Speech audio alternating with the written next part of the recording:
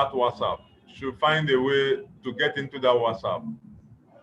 I've uploaded in that WhatsApp your first lecture, the second lecture, and this particular lecture. The lecture notes I have already uploaded. So if you go to that WhatsApp, this lecture note that I'll be treating today is already in that WhatsApp. But if you don't have access to it, you can still let me know so that I can forward it to you. So our lecture today begins with, today we are starting with lectures on, we are starting with our lecture on valuation.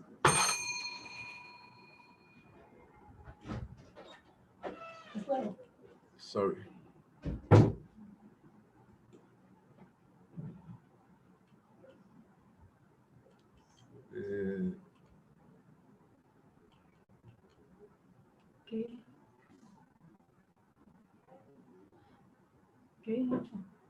Can be done this.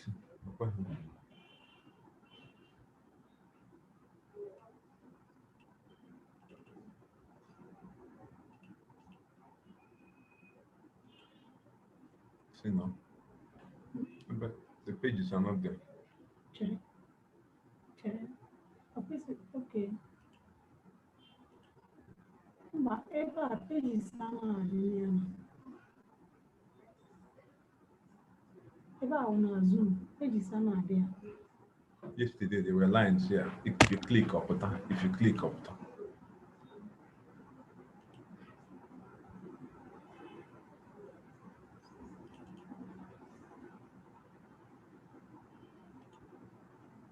Like this.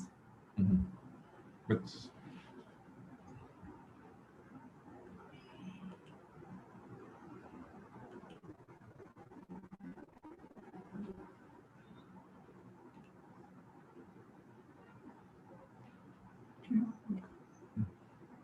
don't worry, I'll be clicking up. We'll talk each other.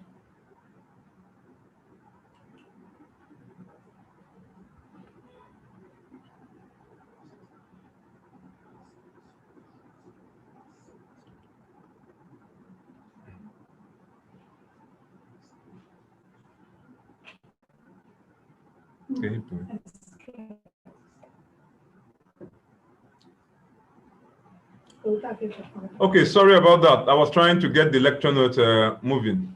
The first. I hope you can see my screen. We can see the screen, sir. Okay. Yes, sir, we can see it, sir. Thanks so much. Okay, we're beginning. If you have watched the way we've been going, our first lecture was on general issues concerning our association and other affiliate associations. Our second lecture moved closer to our area of practice. Today, we are starting with the lecture purely on valuation, basic concepts of basic valuation concepts. Basic valuation concepts. And we are starting with the first topic, concept of value. The concept of value.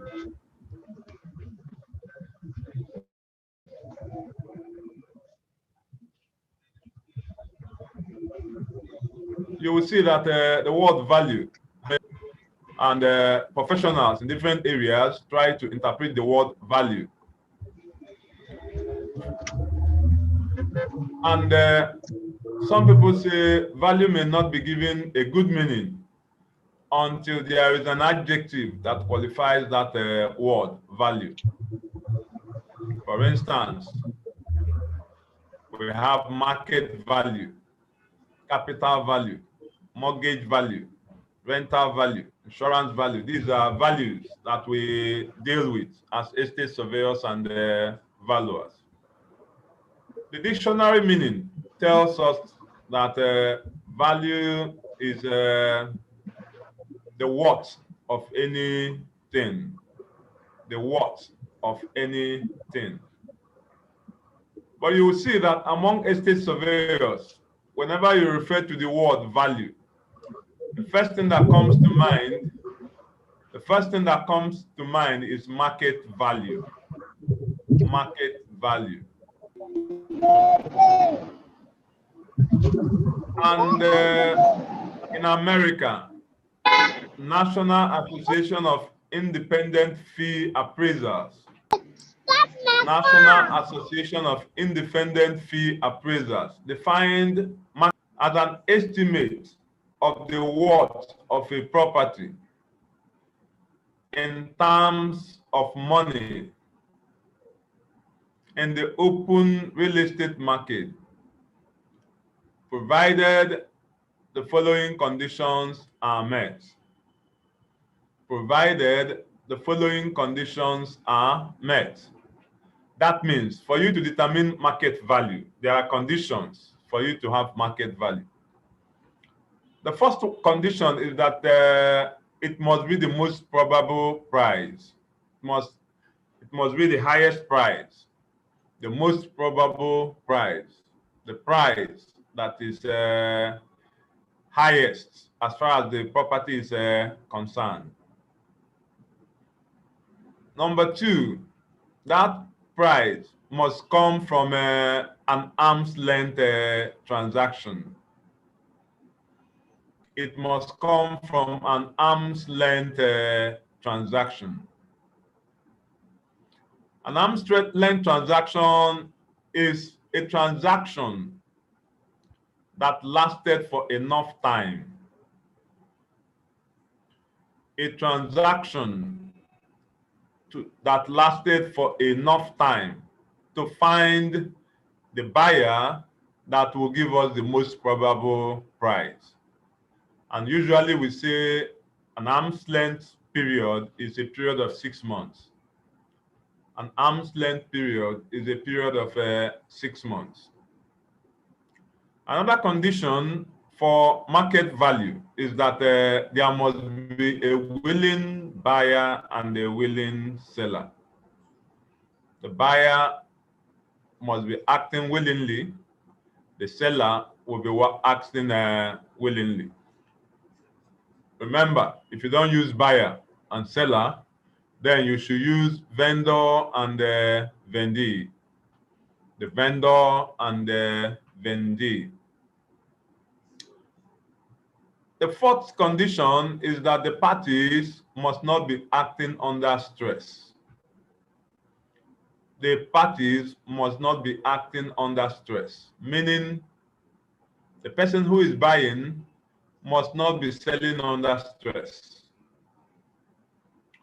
The person who is selling must not be selling under stress. There is a time when you sell under stress. You have need for money to save your wife, to save your child, to save somebody that is dear to you. You want to sell your property and take the person abroad for treatment. That means you can sell under stress.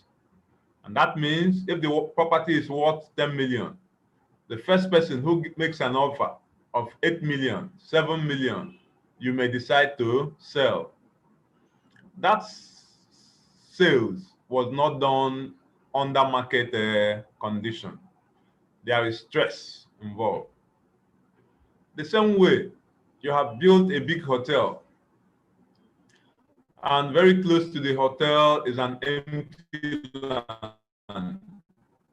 You need parking space. And because you need parking space, you approach the owner of the land under normal circumstances. Within that neighborhood, a property of that size should not go for more than 5 million. But the man, seeing that you are desperate, says the property is 10 million naira. When you buy, you have bought under stress. So the buyer and the seller must not be acting under stress. The last condition for market value is that there must be effective demand. There must be effective demand. Effective demand, for those who did economics, is simply demand that is backed up with willingness and that is backed up with willingness and the ability to pay. That is effective demand. Not when people come and make an offer. They will say, I'll come back tomorrow. You won't see them again. Then you say that the value of your property is 10 million. No. When somebody makes an offer, for you to have market value, the person must pay. I want to make a very important point. I want to make a very, very important point. In our profession, most scholars now say that what we have is market value. There is nothing like open market value. What we have is market value. There is nothing like open market value. Well, I want to tell you, if you go to economics, you will see that in economics, we have what we call a perfect market and an imperfect market. A perfect market and an imperfect market. A perfect market is a market that depicts a perfect situation. And you know, in economics, one of the terminologies they use is all things being equal, ceteris paribus, all things being equal. We know all things can never be equal. But for economists to make their projections, for economics to make their policies, they assume at certain situations that all things should be equal. And when you look at all things being equal with regards to market value, you will see that some of these conditions are rarely achieved. For instance, it is impossible to find willing buyers and willing sellers, free buyers and free sellers. It is difficult to find free flow of information. It is only in a perfect market that such things happen. So when you are looking at a perfect market, what we usually arrive at is open market value. And what that means is that if you carry any article, whatever it is, and you go to a market and you want to sell, you will see that they will not allow you to sell because there's a union. And for you to sell, you need to join that union. And it's only when you join that union that you can sell. For that reason, that market is no longer an open market. It is a controlled market. In real estate, the market is a controlled market. Estate surveyors and others control. And because there is control, you arrive at market value. But if it is a perfect situation, a perfect market, where there is no control whatsoever, what you have is open market value. So, for those who say that there's nothing like open market value, I'm trying to point out that open market value arises when you have a perfect market. But honestly, there is no market in the whole world that is a perfect market. But for economics point of view, there are times when you assume that all things are equal, all things being equal, ceteris paribus. Secondly, I want to point out again that value is not the same thing with cost, and it's not the same thing with price. It's not the same thing with cost. It's not the same thing with price. The cost of anything is the expenditure you incur in building that thing. The cost of a house is the expenditure you incurred in building the house, the cost of material and labor. You can use 15 million naira to build a duplex. But you'll be surprised that if you want to sell that duplex, sometimes you sell it up to 20, 25, 30 million. You will see that the cost of building the house is simply the expenditure, what you spend while doing the construction. But value is determined by the forces of demand and supply. That is why we'll talk about market value, demand and supply. Market forces determine value. Price is different because every individual is unique. Every individual is unique. A friend of mine told me that he drove his car one day and parked. And he came down from the car and somebody approached him. This is a lovely car. I need to buy it. Say, the car is in the market. Why don't you go and buy the car? He said, no, I want this one. My friend said he bought his car 2.3 million. But there and then he said his car is 5 million. The man wrote a check and he collected the vehicle when the check had cleared. What this man paid is a price, not value. Why I say it's not value is that under the open market situation, that is not the amount he should have paid. So you should differentiate between value, cost, and price. The next slide. For you to determine value, there are some characteristics you must be looking for. For any commodity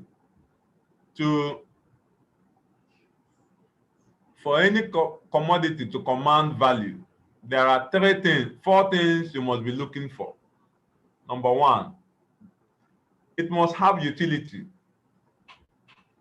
Anything that is not useful does not have a value. Anything that is not useful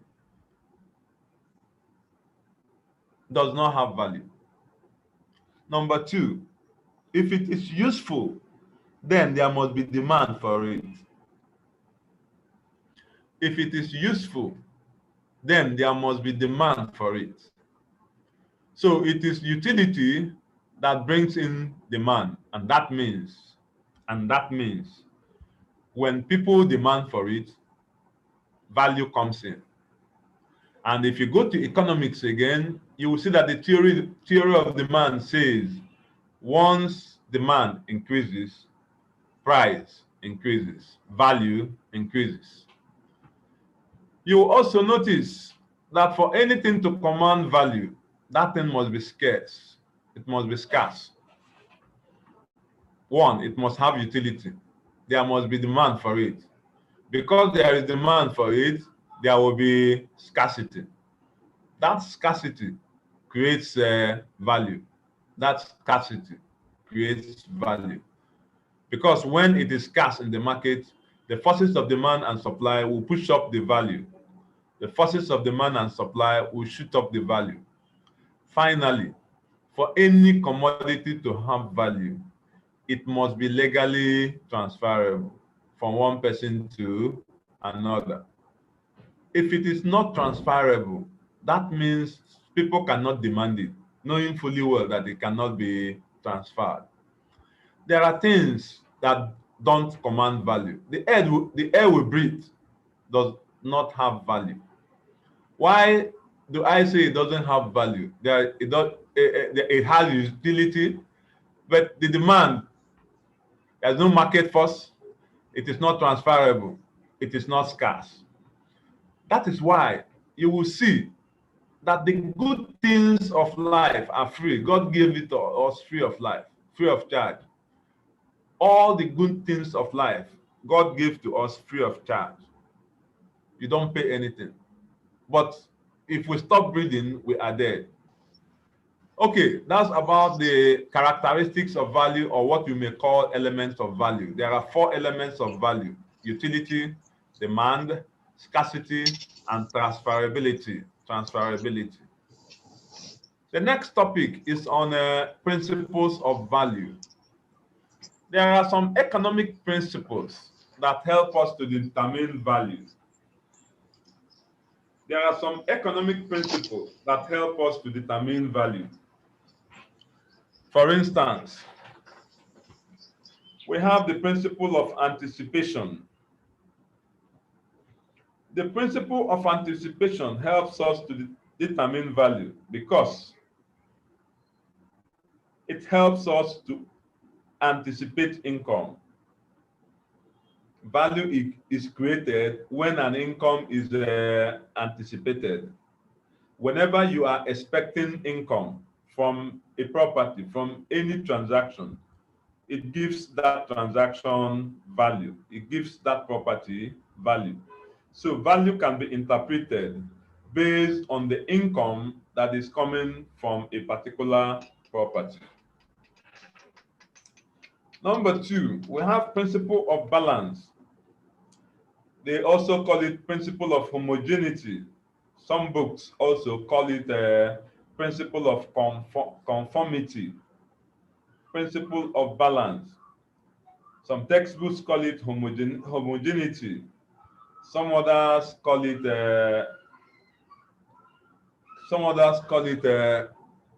conformity, principle of conformity. You know, value is transferred, value is raised when there is homogeneity, when there is a conformity, when there is a balance. If you get into an estate and you see that all the properties are identical, what you will see is that there is homogeneity.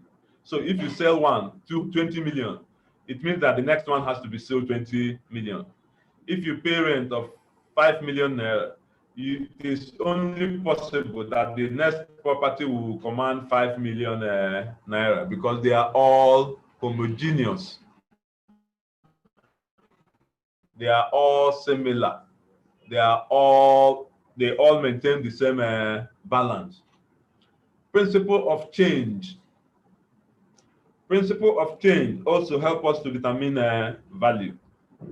They say the only thing that is constant in the whole world is change. The only thing that is constant in the whole world is change. And if change is constant, then that means that value changes from time to time. And that is why estate surveyors and valuers interpret value. We try to determine when value is changing and we follow the trend. We interpret value. We don't create value. When an estate surveyor and valuer creates value is when, my friend, please look at this property. How much do you think it is worth? And you say 50 million. That is creation of value. You have not done any calculation. You have not done any measurement. And I'm telling you, don't ever, I repeat, don't ever give value to a property without carrying out some measurement and some analysis. We'll come to that. It's part of our lecture today. We'll still discuss that. Principles of demand and supply. The principle of demand and supply depends on market forces, because when you are talking about demand and supply, then we are talking about the market forces, and that is the market value we are talking about. Market value is determined by the forces of demand and supply. Value is also another principle of value is the principle of highest and best use. The principle of highest and best use. That principle says that a property should be developed to the highest and best use. One, the highest use. Two, the best use. It must be the highest use and it must be the best use. And that is why sometimes when you carry out valuation, the first thing you determine is the highest and best use of that property. If it is not possible to determine the highest and best use of the property, it will be difficult to determine the value of that property. Most properties are valued to their highest and best use. The next one is principle of contribution. Contribution to the benefit stream. What contribution is that property making in with regards to benefit stream? So contribution to the benefit stream. The more contribution it makes to benefit stream, the more value it has. If it doesn't make serious contribution, the less value it has. A property that commands a rent of 1.5 million must have higher value than one that commands a rent of 100,000. Principle of variable proportion. In economics, there is a principle of variable proportion. And that principle says, as more and more variable factor, example, labor, as more and more variable factor, example, labor, is injected on a fixed factor, example, land, at first, the benefit would increase.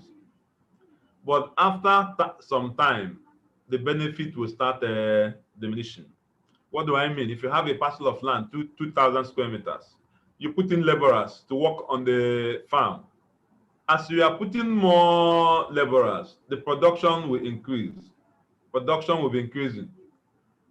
But at a point, it will stagnate because the place is overcrowded. As you put more laborers, the production will start diminishing because people will get redundant. That is also what happens to value. There are things you do to a property. At first, the value will increase. After some time, the value will rise, and after some time, the value will start nosediving. That is the principle of variable proportion. We have principle of substitution. Substitutes.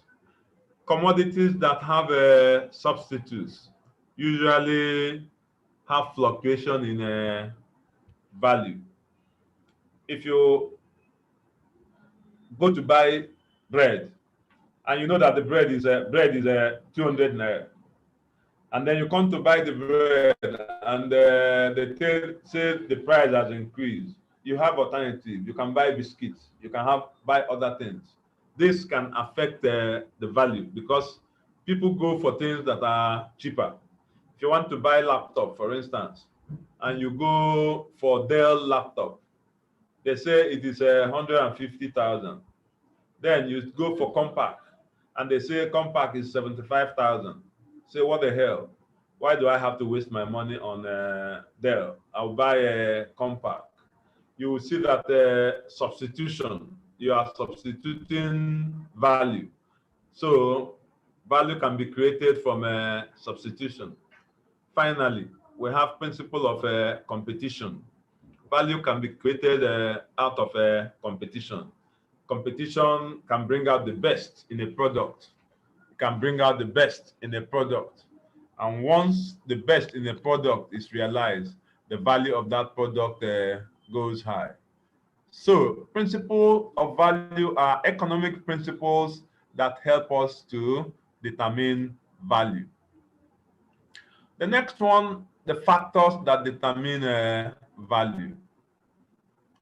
Factors that determine value. Factors that determine value. If you go to various textbooks, you can see all the factors. But I tried to bring them together in this slide. One of the greatest influencers of value is location. One location is usually better than the other location. So location can help us to determine value. Accessibility. Any property that is accessible is commands higher value than the one that is not accessible. Facilities in the property can also help us to determine value. Facilities. that are in the property. When you look at the finishings of and the facilities that are available, they can help you to determine value. Utility, usefulness, and when we talk about utility, you will see that availability of electricity, availability of pipe-borne water, and other amenities, they can also help to determine the values. People will want to take properties where there is water and electricity than when there is no water and electricity. Scarcity can also create a value. Complementarity, when you have properties that are complementary, they can help to determine value. Intensity of use can also affect value. Depreciation can set in and affect value. We have population. One of the greatest determinants of value is population. When population increases, you see that value will definitely increase. When population decreases, value will also decrease. Emigration and immigration affects population. When you immigrate, immigration means coming into a place. They say 5,000 new persons come into Lagos every day. And what it means is that Lagos population increases by 5,000 people every day. As population is increasing, you will see that there is immigration. People are coming in, value is constantly increasing. Immigration is also moving out from a place. And when people move out in mass, value nosedives. So some of these things are the factors that determine value. And if you look closely, I tried to group these factors into the 4 important subheadings. Government forces, issues of taxation, issues of rent control, issues on eminent domain, building code, etc. All these things affect value. Economic forces, population, availability of employment, standard of living, wages and salaries, all these help us to determine value. We also have psychological forces, age, education, status, lifestyle, prestige. All these things affect value because some people take properties based on their status and prestige. Somebody will tell you, I can't live in Ikeja. I must live in Ikoyi or Victoria Island. Now people are going to Banana Island, and they are only going there because of status and prestige. Some of these things can determine value. We also have physical forces that determine value. Location, proximity to shopping malls, proximity to church, proximity to office, proximity to schools. All these are physical factors. All these are things that can help us to determine value. Next slide. The lecture is getting more interesting. Concept of valuation. The concept of valuation. If you go to different textbooks, there are so many definitions of valuation. So many of them. But as a student in the university, I came across a definition that has always been of interest to me, and I like sharing it with my students. That definition says, valuation is a professionally derived estimate of value.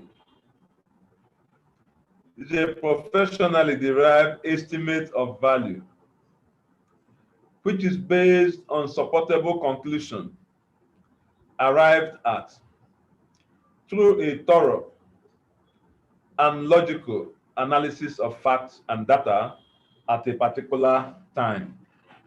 Valuation is a professionally derived estimate of value, which is based on supportable conclusions arrived at through a thorough and logical analysis of facts and data at a particular time. If you analyze that definition, there are 5 important things I want to bring out. 5 important things I want to bring out. Number 1 says it is professionally derived.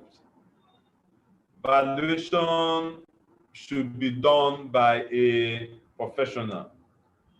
And that is why we have what we call levels of valuation. Levels of valuation. Valuation is done at 3 important levels. There are 3 levels of valuation. The first valuation is valuation done by a layman, the man in the streets, just a layman. He's walking down the street. He sees a magnificent property. He looks at the property and says, wow, what a beautiful property. This property must be worth 100 million naira. Lucky guesswork, just a guesswork. And you ask a valuer, go and value the property. You'll be surprised that after doing your calculation, you come back to 100 million. The man has done some valuation, and we say that is the lowest level of valuation, valuation done by guesswork. And what we are saying is that valuers should not be such valuers. One of my students came back from IT. He went to Lagos. And while we were doing estate principles of estate management, principles of valuation 3 in 4th year, the student raised up his hand and said, "Sir, all these things you are telling us, that is not what they are doing in the field, though. If you have property to sell in so and so place, you take your phone and call your friend. Do you have a property and have you sold any property along this road? Yes. How much did you sell it? 50 million. Okay, thank you so much. Then the value of the property is 50 million. As far as I'm concerned, you are valuing like a layman. You are valuing like a layman. The second level of valuation is valuation done by professionals, other professionals, sorry. You know, there are professionals who, because of the nature of their work, are supposed to be working with values. Accountants, lawyers, builders, quantity surveyors. Because of the nature of their work, they are expected to work with values of properties. They are professionals in their own areas. Under normal circumstances, if they want to do valuation, they should bring in a valuer.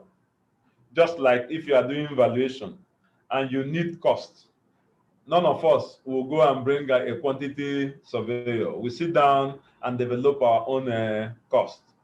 So the same way, quantity surveyors, lawyers, accountants sit down in their office and they create value.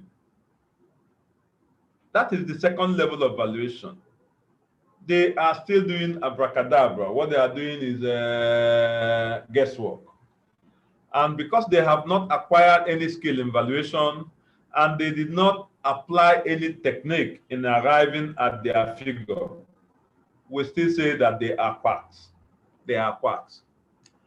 Number 3, valuation is done at the 3rd level, and that is valuation done by a professional estate surveyor and valuer. Valuation done by a professional estate surveyor and valuer. The estate surveyor and valuer has gone to school. He has acquired some skill. He has a license to practice. This license gives him power to give a certificate of value. And based on this license, he is given all the rights to value a property. And that is why we say the third level of valuation is the valuation done by a professional estate surveyor and valuer. So you can now see why valuation is professionally derived. It must be done by a professional, somebody who has acquired a lot of experience. The second thing about the definition, it says that valuation is an estimate. Valuation is not usually accurate. It's an estimate of value. Estimate of value. Why is valuation not accurate? Valuation is accurate because it depends on a number of factors. It depends on the data you have collected. The data you have collected. Some people spend a lot of time in data collection. Some people don't even bother. There are people who go to value a property, yet they just stand in the front of the property and snap, and they go, no measurement, nothing. Some people stay on the comfort of their office. They go to Google Map, try to click on the property. Once they see the property, no measurement, no calculation, they come up with the value. That data collection process is faulty. Number two, while we were in school, the lecturer starts valuation. I don't like calculation. You switch off. Anyhow, you pass and move on. When it is time to value a property, you pick up your phone and start calling the lecturer. Sir, good afternoon. How are you, sir? How is your family? How is our school, sir? Sir, please, I need your help. I was asked to value a property in Ibadan. And please, sir, which method will I use? What is this person doing? You are learning valuation on the phone. That means you did not acquire the expertise while you were in school. And just like we have cut and join carpenters, there are also cut and join surveyors. They just package anything and send out.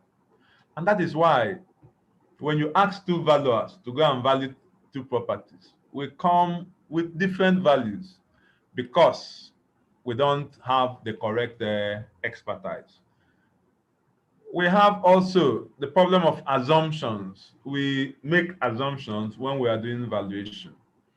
And not Mr. Peter will come and make his own assumptions. Shola will come and make his own assumptions. Timo will also come, make his own assumptions. These different assumptions usually make it impossible for us to arrive at exactly the same amount. And that is why in valuation, we accept a range, plus or minus 50,000, plus or minus 500,000, plus or minus 5 million naira. When you start having very large disparity between your valuation figures, then something is wrong somewhere. An estate surveyor is asked to value a property. One person comes with 1 billion naira. Another person comes with 250 million. The gap is too much. If we take time to collect the data, use our expertise and do the valuation, you will see that the value will have, or at least come close, very little disparity. The next one is that valuation must go with supportable conclusion. Supportable conclusion. I tell my students, any valuation you are doing may end up in a law court. And if it ends up in a law court, you are coming to that court to present your valuation. You are coming to that law court to defend your valuation.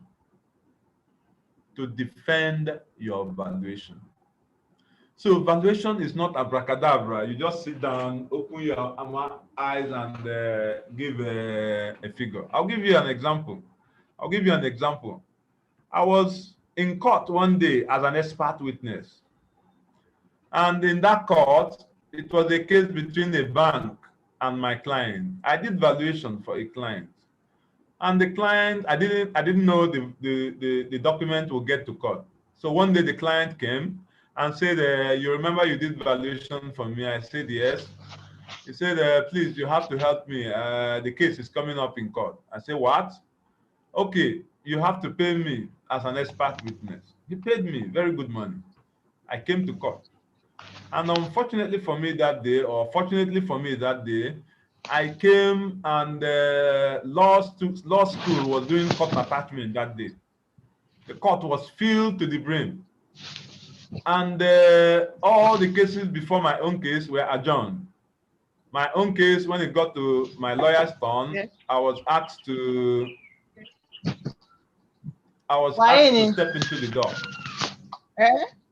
When I stepped into the dock, I was asked to present my valuation report. I did. Do you recognize the report? Yes, I recognize the report. Evidence, they call it exhibit number this. No further questions for the witness. When I open that, run away. It's not your money. Please mute your mic. Mute your mic, please. The person who is talking. Please, let's mute our mics, please. Good, thank you. Then, cross-examination. The man said, you did this valuation when? It was the valuation I did in 2007. And I said 2007. Said, and you said the property was worth 20 million in 2007. I said, yes, sir. Okay, assuming you are asked to value the property now, how much do you think the property is worth? And I laughed. Why did I laugh? I said, Oga, valuation is not abracadabra. I did this valuation more than 5 years ago. If I have to value the property, I need to go back and do my calculations. And the judge was disappointed because they had already placed a trick and waiting for me to fall into it. You can never do valuation by just looking at the property and saying the value is this figure. It's never done. And I plead with you guys who are in the field, so please don't do that, because you have to defend the figure, defendable figure. And if you go back a little, you remember we talked about principles of value. We talked about factors that determine value. These are arguments you have to bring forward to help you defend or support your conclusion. And that is why if you are well grounded, nobody can push you around because you know your onions. So valuers interpret value. We don't create value. And for you to interpret value, the next thing on that slide is analysis of facts and data. For you to determine value, you need to collect data. You need to analyze the result. You need to come up with a defendable result. We are going to another slide.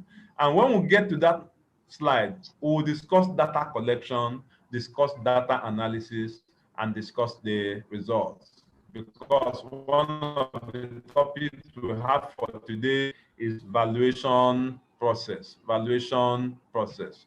Finally, valuation is time barred at a particular time. It's time barred, especially in the kind of economy where we find ourselves, where you wake up one morning and fuel jumps from 145 to 160. When you go back for Christmas and you are planning to come back from Christmas and they say fuel has jumped from 97 naira to 145 naira. When you wake up one morning and cement is no longer 2,300, it is now 3,800 naira. In an irregular and erratic economy like ours, valuation is time barred. And that is why we say arm's length transaction, a period of time that will lapse before changes will start occurring. And in Nigeria, valuation is valid for only 6 months. Any valuation you do becomes invalid after 6 months. Any valuation you do becomes invalid after 6 months. Purpose of valuation. Purpose of valuation. Hello, sir. Hello, sir. Some people. Hello, sir. Yes. Sir, sorry. I want to ask. Yes, sir, Enoch. I want to ask you, sir. From the analysis you gave at the courts where you were called to act as an expert witness, and you also said that evaluation is valid only for 6 months. The report you did was done in 2017. As at the time you appeared in court, does that mean the report is no longer valid? I need more clarification on that, sir. I presented the report the way it was in 2017. I presented the report the way it was in 2017 or 2017, yes. And I want to tell you, if I had said the property was worth 25 million or 30 million, it would have been a different ball game because I would have fell into their trap. What it means is that I just open my eyes and I give value to a property. That's what it means. But I would suggest, please, if you have any other question, keep it to the end of the lecture. I will spend a lot of time asking your question. You can also type it as a text message. I will receive it and I'll comment on it so that we can finish what we have for today. Okay. Purpose of valuation. Some people find it difficult to differentiate between basis of valuation, purpose of valuation, and other subtopics in valuation. The purpose of valuation is usually the reason why you are carrying out the valuation. The problem at hand, the problem you want to solve, determines the purpose. And sometimes the purpose is determined by the client's objective. If somebody says, please value my property, I want to value my property, it will be wrong for you to start valuing. The question is, why? Why do you need evaluation? Which value are you looking for? He has to explain to you, look, I need to take a loan from the bank. And if and the bank says I should bring valuation report, immediately you hear he's taking a loan from the bank. You don't need to be told that you are doing mortgage valuation. So the problem at hand helps you to determine the purpose of the valuation. The problem at hand helps you to determine the purpose of valuation. And the following are some of the problems that will lead to valuation. Valuation for sale. If I want to sell my property, I can ask you to please value so that I will know how much I will sell. That means I'm looking for the open market value. I'm looking for the open market value. If I'm not valuing from the vendor's point of view, I can be valuing from the vendee's point of view. In other words, I want to buy a property. I say, please come and help me look at this property. I want to buy. Help me determine how much purchase. And the value you're looking for is still market value. If it is a perfect situation, open market value. If you are taking a loan from bank, you are doing mortgage valuation. And what you are looking for is mortgage value. If you are interested in insuring your property, what you are doing is insurance valuation. And you are looking for the assessed value or the insurance value. If you are interested in letting your property, then you do rental valuation. What you are looking for is the rental value or the annual value. When you are preparing balance sheet or you are preparing the books of a company, you are expected to do valuation. That is balance sheet purposes or the book value. When you are looking at a going concern, then going concern property comes up with asset value. We have compensation valuation. You are looking for the compensation value or the assessed value. We are looking for taxation. You are valuing a property for taxation. You are looking for the taxable value. You are valuing for rating purposes. You are looking for the rateable value. So I want to tell you something very important. When a client comes to you, he tells you a story, the reason why he needs the valuation, the objective for the valuation. It is your duty as a valuer to listen to his story and determine the problem he's trying to solve and solve his problem. And you can only solve his problem when you understand the particular value he's looking for. If somebody comes to ask you for valuation that he will use to determine to take a loan from the bank, and you get open market value and give him the report, you will see that you have not helped that person, because what the person is actually looking for is the mortgage value. If somebody wants to insure his property and you go and finish your calculation and come up with the depreciated replacement cost, you have not helped the person, because what the person is actually looking for is the insurance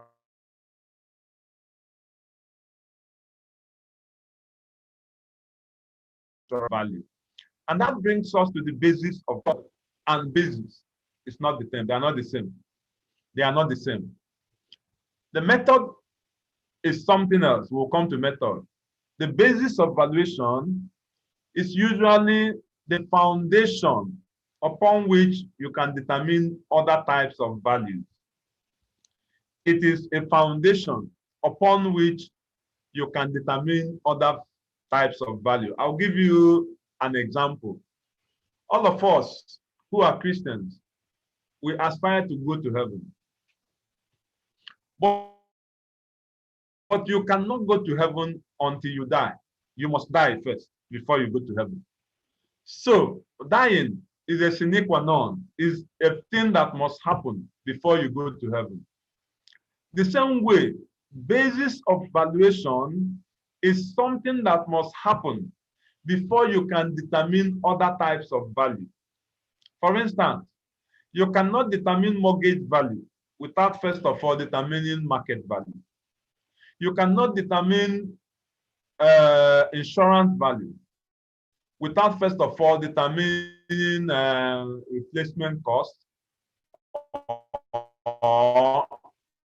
or reproduction. You can start determining other types of value. And that is why basically we have two bases of valuation: market value or open market value. Remember, anytime I say market value, I remember imperfect markets. But when I say open market value, I remember a perfect market. So it can be open market value, it can be market value. It can also be depreciated replacement cost. In some other very special situations, you will notice that annual value can also be a basis of valuation, especially when you are doing rating, when you are doing taxation, when you are doing things that relate to the government. Annual value becomes, for instance, for you to charge property rates, you must determine annual value. For you to charge VAT, you must determine annual value. So it is important that we know that basis of valuation is not the same thing with purpose of valuation. It's not also the same thing as method of valuation.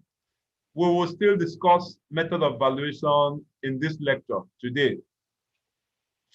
Another important thing that that will come up at this juncture is types of valuation. Types of valuation. In Nigeria, we talk about two types of valuation. Overseas, nobody discusses types of valuation. We have two types of valuation in Nigeria: statutory valuation and non-statutory valuation. The statutory valuations are those ones that are determined by the law, where the law tells you how to value. Non-statutory valuation are those ones where you use your discretion as a valuer. So non-statutory valuation, we use our discretion: market approach, cost approach, income approach, residual method, and profit basis method. All of them are non-statutory method. But the statutory method is the method we use in Nigeria to value for compensation and value for property rating. Value for compensation, value for property rating, and value for taxation. The law tells us how the valuation should be done. And because of that, we say that they are statutory valuation. Valuation process. Valuation process. If you are asked a question in this exam that you have been sent to value a property, you came to office one morning and there is a memo on your table. That memo says, go and value number 55, Alien Avenue, Ikeja. Alien Avenue, 55 Alien Avenue, Ikeja. How do you plan to do this work? How do you plan to do this work? The question is simply trying to find out whether you know your valuation process. And if we are discussing the valuation process, the first step in the valuation process is to identify the problem. Problem identification. We try to identify the problem. And just like I said, if somebody says, go and value my property, the first question is, why? Why do you need the valuation? Why? What is the purpose? What is the reason? These are the things that help you to identify the problem. And in the process, you need to identify the subject property. You go and see it yourself. Identify the rights to be valued. Are you valuing freehold interest? Or are you valuing leasehold interest? Sublease, sub-under-lease. Which title are you actually valuing? What is the purpose of the valuation? Mortgage, insurance, balance sheet, compensation. You must determine all these things. What is the date of the valuation? The day you go to value the property. What is the type of value you are looking for? You are looking for mortgage value if it is for valuation, insurance value if it is for insurance, compensation value if it is for compensation. So the first step is to identify the problem. The second step in the problem is in the valuation process is data collection. I want to tell you, you need to spend enough time in data collection. And that means in your office, you will sit down and list your data needs. What do you need? What data do you need? And that is why I ask my students questions in the exam. Assuming you are using the cost approach to valuation, what data will you collect in the field? And you see, the students will be looking as if to say, this question is too difficult. My brother, you cannot value a property without sitting down to write out your data needs, what you need when you get to the field. When you have written out your data needs, the next thing is to find out your data sources. Where will you get this data? The sources of data. Where will you get the data? Sometimes from colleagues, sometimes you go to the internet to search for certain costs. Sometimes you go to land registry. Sometimes you ask the local agents. Sometimes you go to the bank. Sometimes you go to the foreign exchange market to get exchange rates. Some of these things are the data you need for your valuation. You must know where to get the correct data. Not you make a call. Enoch, how much is, do you know how much dollar is in the market? No. Go to the stock, to the foreign exchange market and find out how much dollar is. That is the correct thing to do as a valuer. And you know the date. You know the date. As at this day, value is so and so amount. The next one is that you need to find out the personnel that you need, the kind of personnel that you need, because there is the personnel that will give you the correct data. If you're going to value an industry and you don't know anything about the machines there, you need a personnel that will take you through the machines so that you can recognize the machines, so that you know their make, so that you know how old the machine is, so that you know the depreciation you attach to the machine, you will know the correct information, the personnel, the time you need, time needed. You must be sure of the period that will lapse before you can finish your evaluation. I traveled to Lagos one day and I met with a colleague. He was in a hurry and I said, what is going on? He said he just received a brief and that they said the report should be on their table before 7 o'clock the next day. And I said, wow, is that the way you do valuation here? He said, yes. And if you don't do it like that, nobody will give you valuation. My brother, there's a time limit that it will take to do one valuation. I'm telling you. Because if you do it well, there are processes you must go through.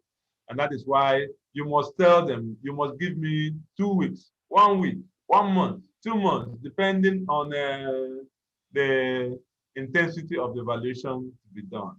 And then we have our fees. One of the things you must also talk about is your fees. Some of us take fees for granted. Last time we talked about alternative dispute resolution, and you see that one of the alternative dispute resolution is negotiation. Every valuer must be good in negotiation because you have to negotiate your fee. If you cannot negotiate your fee, you will be cheated out. You will be schemed out. Very, very important. You must be very careful with that. So during data collection, you must also be careful that you are sure of how to get your fee.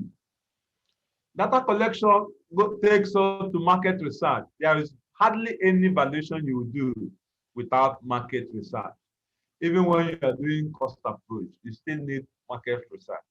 You are using residual method, you use market research. If you are using a profit basis method, you use market research. And that is why some people say that the best method of valuation is the market approach. We'll get there when we start discussing the methods of valuation. Market research. The first market research is at regional level, and we call it macro market data.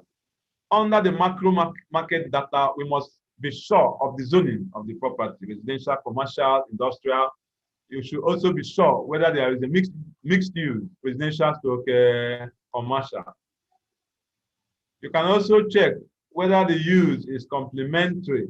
There are uses that are complementary. There are uses that are not complementary. Residential and industrial are not complementary.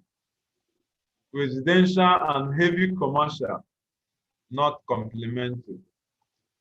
So you must look at zoning and availability of transportation facility, availability of facilities within the town. You must be checking transportation. And you know, when we're talking about transportation, we have road transportation, rail transportation, air and water transportation. You'll be surprised that Lagos commands high values because it has an international airport, it has a seaport, it has a railway terminal, and it has a transportation by route. Availability of recreational facilities must be taken into consideration. Other important facilities must also be taken into consideration. Availability of amenities and utilities. Utilities, you know what utilities are: electricity, pipe-borne water, gas. All those things are referred to as utilities. And not just whether the utilities are there, their availability. How long? Not that we have light, but there's NEPA in this compound, but there is no light. 1 week, there is no light. 2 weeks, there is no light. It still affects your valuation. Availability of nuisance. You must check within that place if there is a nuisance. You must check within that place if there is a nuisance. Any nuisance will affect the property. Proximity to schools, proximity to churches, proximity to markets. All these things affect your valuation. Town influences. Every town has its own influence. At Enugu, we call Enugu our coal city. That means our town was built on coal. So every town has some influences. Some people say administrative town. Some people say it's an industrial town. Some people say it is a commercial town. A town must be associated with something. And I'm telling you, it is important you get the town influences. Traffic, street patterns, all these things will affect your valuation. These are the research you are doing, the data you should collect. Proximity to airport, proximity to seaports, the neighborhood. These are all the data we must collect under the macro data. If you get down to micro data, then the following will be necessary. Topography of the parcel of land, the setbacks, front, side, and back. Setbacks. It is not usually good to build up the whole parcel of land. You must leave some setbacks. Your parking spaces. You will see commercial areas, very big commercial building. It doesn't have parking space. It should affect the value negatively. The age of the property. Age means that the property will be getting dilapidated. It doesn't mean that every old property is dilapidated. There are properties that are properly maintained. That is why if you go to Europe, you will see that there are properties that are up to 300, 400 years old, and they still command very high values. Condition of the property is very important. Condition of the property is very important. Very, very important.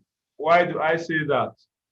A property that is of very good condition will definitely, a property that will be of a very good condition will command higher value than a property that is low, very poor in condition. Quality of construction. Quality of construction. It is also important that we check the quality. Then, condition of the property, interior and exterior condition. Utilities, size of the property, walkways, securities. These are important areas where we should collect data. And you will see that some of us, when we go for valuation, we don't remember all these things. We are still on valuation process. Valuation process will now take us to estimation of value, analysis of facts and data. The first thing to do before you can estimate value is to determine the highest and best use. Every property is valued to the highest and best use. Excuse me. Every property is valued to the highest and best use. If you value a property and you didn't value it to the highest and best use, you undervalued that property. We have, for you to analyze your data, you may use any one of the following: the market approach, cost approach, income approach, residual method, profit basis method, and statutory valuation. We will discuss them in detail subsequently, today. So let's go to the final value estimate.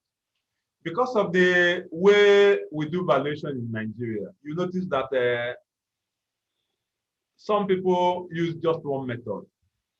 But the correct thing is that as far as this country is concerned, economic situation change always.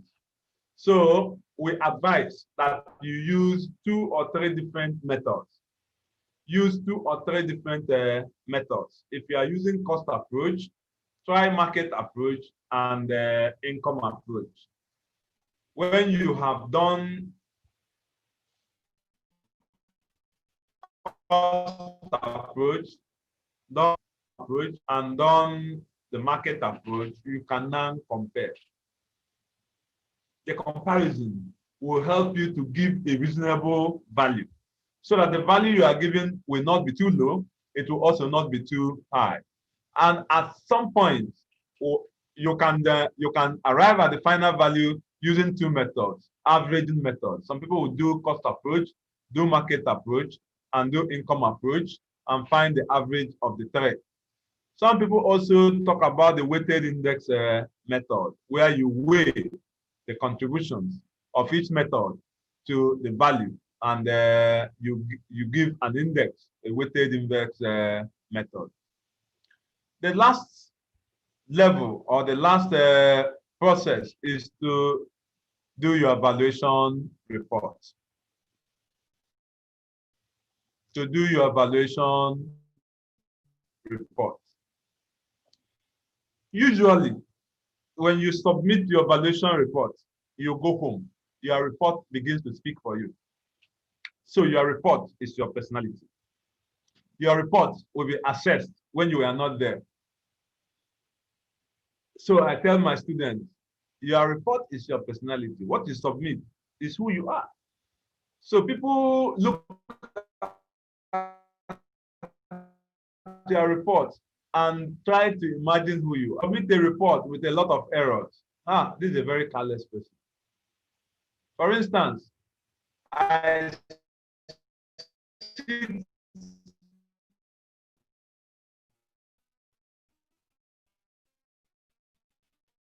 sit at the election from 2000.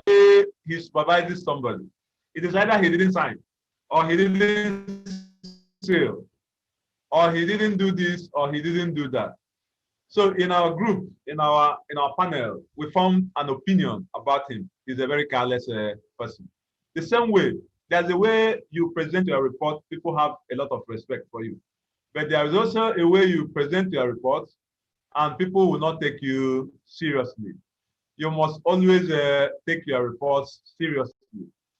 And when it comes to reports, there is no hard and fast rule as the way a report should be. There is no hard and fast rule as the way the report should be. Every firm is given an opportunity to use their own style. But the Estate Surveyors and Valuers Registration Board has come up with a valuation report guidance note. Valuation report guidance note. They are not insisting that your report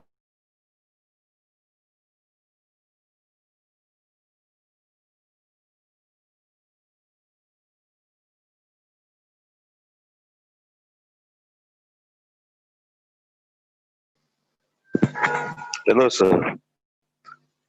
Hello? must follow a particular sequence. Number 1, we have the 1980s certificate, summary of valuation. Whether it is summary of valuation, whether it's valuation certificate, it is the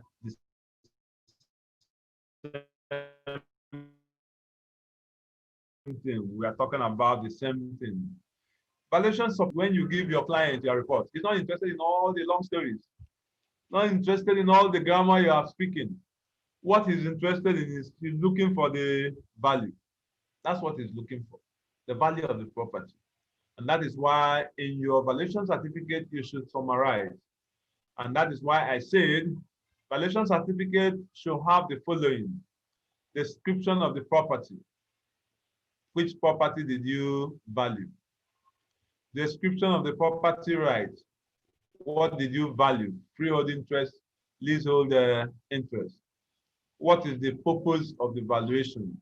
You write, you tell us why the reason for the valuation. Date of the valuation, very clearly written. Method of valuation and the basis of valuation must be clearly written on the valuation certificate. Of course, you must have the final value estimate. That final value estimate must be written both in words and in figures, so that if you made mistake in figures, words will correct you. If you make mistake in words, figures will correct it. Finally, the report should have the stamp and seal of the valuer, the signature, stamp and seal of the valuer. You are aware that the board is now selling adhesive seal. So when you finish, there must be the adhesive seal. The second part of the report is the body of the report. The body of the report. Like I said before, there is no generally accepted format. The valuer is allowed to use his own style. The board issued evaluation standard guidance as follows. It must have a heading.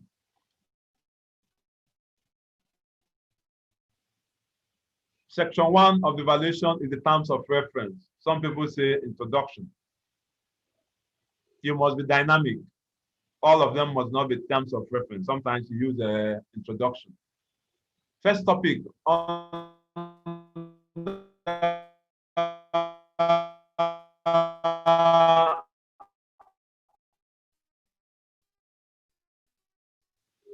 section 1, different reports, so that your report keeps changing, so that it is not a copy and paste, copy and paste. You must state the purpose of the valuation, which we have discussed, the reason why you are doing the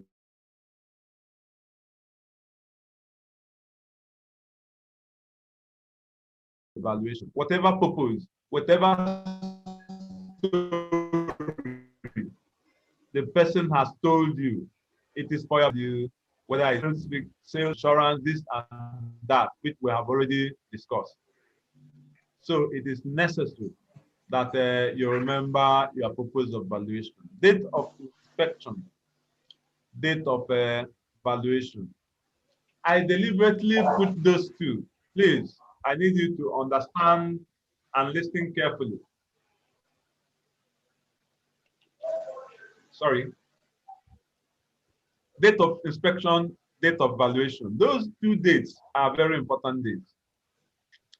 The day you inspected the property is the date of inspection. But the date of valuation is the date you issued the valuation certificate. I always ask my students, assuming you inspected a property in July 1, 1st of July, and it turned out that your client was not available to mobilize you. Probably he traveled. He didn't come back. Probably you left Lagos to Ibadan to do the inspection. Then your client comes back in December and then sends you mobilization fee. How many of you will go back to Ibadan to re-inspect the property before doing the valuation? Almost nobody. You will base your valuation on the inspection you did in July. Then you issue valuation certificates in December. That is technically dangerous. It is technically dangerous because the property may have been destroyed by fire in September. That means you are issuing a certificate for a property that was destroyed in September, and your certificate is bearing the date of December. And that is why, if you are talking about date of inspection, be clear on what it means. If you are talking about the date of valuation, be sure of what it is. For me, the date of inspection and date of valuation should be the same day, because that is the day you inspected the property, and that is the day you took your field data. The scope of valuation, you must mention what the valuation covers: land, building, equipment, plant and machinery, motor vehicles, whatever is involved, put it down. If you know that your valuation does not include motor vehicles and equipment, state it clearly. You are valuing only land and building. But remember, you cannot say I'm valuing only land or I'm valuing only the building. Remember our legal margin: quick plantator, solo chedi. Anything that is permanently attached to land becomes part of the land. There are times when you go for valuation and you see that the property is such that land belongs to another person, and a different person builds the house on the land.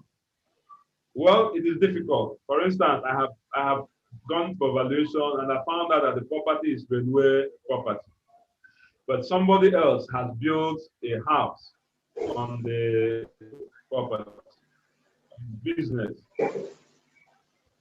Well, I did the valuation as if land and building are the same. Bank rejected it and said I should value only the building. I tried to explain to them that you cannot value the building alone. They didn't understand it. So I did the valuation of only building and put a clause there. I put a clause there on the request of the bank. I did this on the request of the bank, that I tried to value both land and building, but the bank requested for only the building. Remember, the only method that will differentiate the value of land and building is the cost approach. The cost approach. That is, by the way, method of valuation 1.6. That is optional. You can leave it in section 1 and take it to section 3. For some people, they put the method of valuation in section 1. Mention the method you adopted in your valuation. Some valuers use our client. What does that mean? You have an opportunity to prove to whoever is reading the valuation report that you did not do valuation for a ghost. You did valuation for a client, and a client should be somebody you know. And if he is somebody you know, you should be able to say one or two things about that person, so that you can use that to track transient clients. There are people who come to your office, give you valuation, disappear. They go and take a loan and disappear with the loan. The bank will start looking for who did the valuation, and they will say that you are the one who did the valuation. Okay, you value this property. Where is your client? Probably one or two things you wrote about your clients will help you to prove that you did not do valuation for a ghost. You did valuation for somebody. So be able to talk about your client, even if it is one paragraph. Tell us about your client. Section 2 of the report is on the subject property. The subject property must be differentiated from the comparable property. We'll get to that when we start doing valuation. The subject property is the property that you are valuing, the property under valuation. And for you to discuss the subject property, the following subheadings may be good: location and neighborhood. The first thing is to discuss the location, the property. And I want to tell you something. You must be careful when you are locating a property. Very, very careful. Technology has made it very easy. Go to Google Earth, and Google Earth will help you locate the property if you have the coordinates. So, in your report, we expect to see the coordinates of the property. Secondly, if you have a survey print, you will see that the survey prints have some beacon numbers. Each beacon number has its own coordinates. And if you are good, all you need to do is to write out the coordinates of the beacons. You have located the property. If you don't want to use that method, you can do a sketch. I did not say a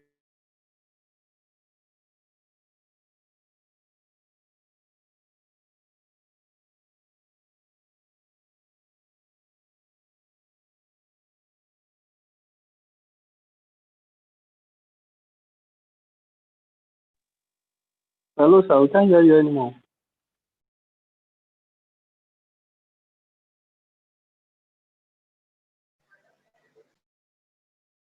map. I said a sketch.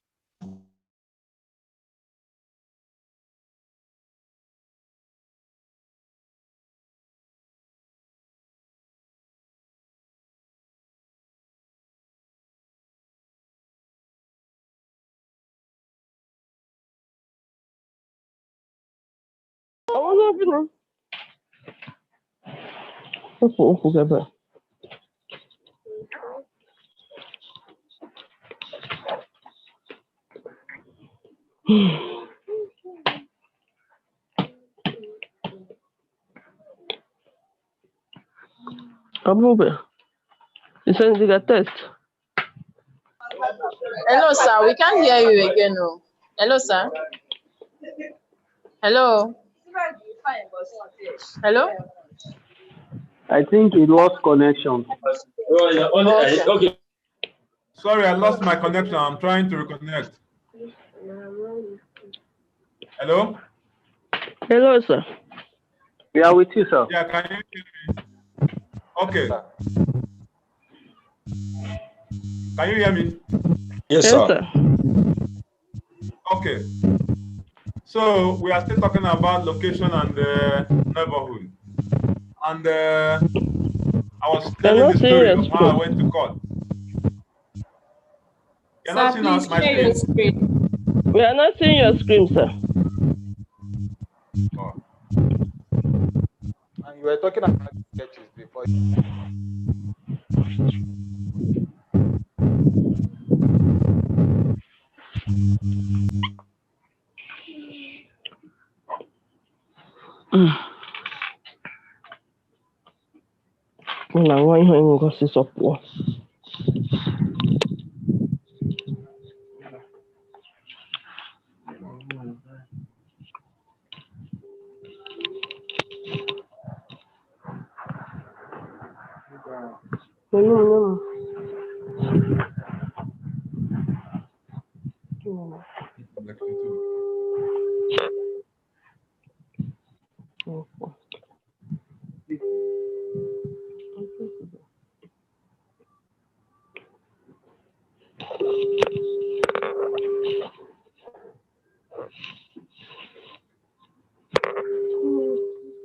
Okay, can you see it now? Yes, sir. Hello? We cannot see it. Okay. We can.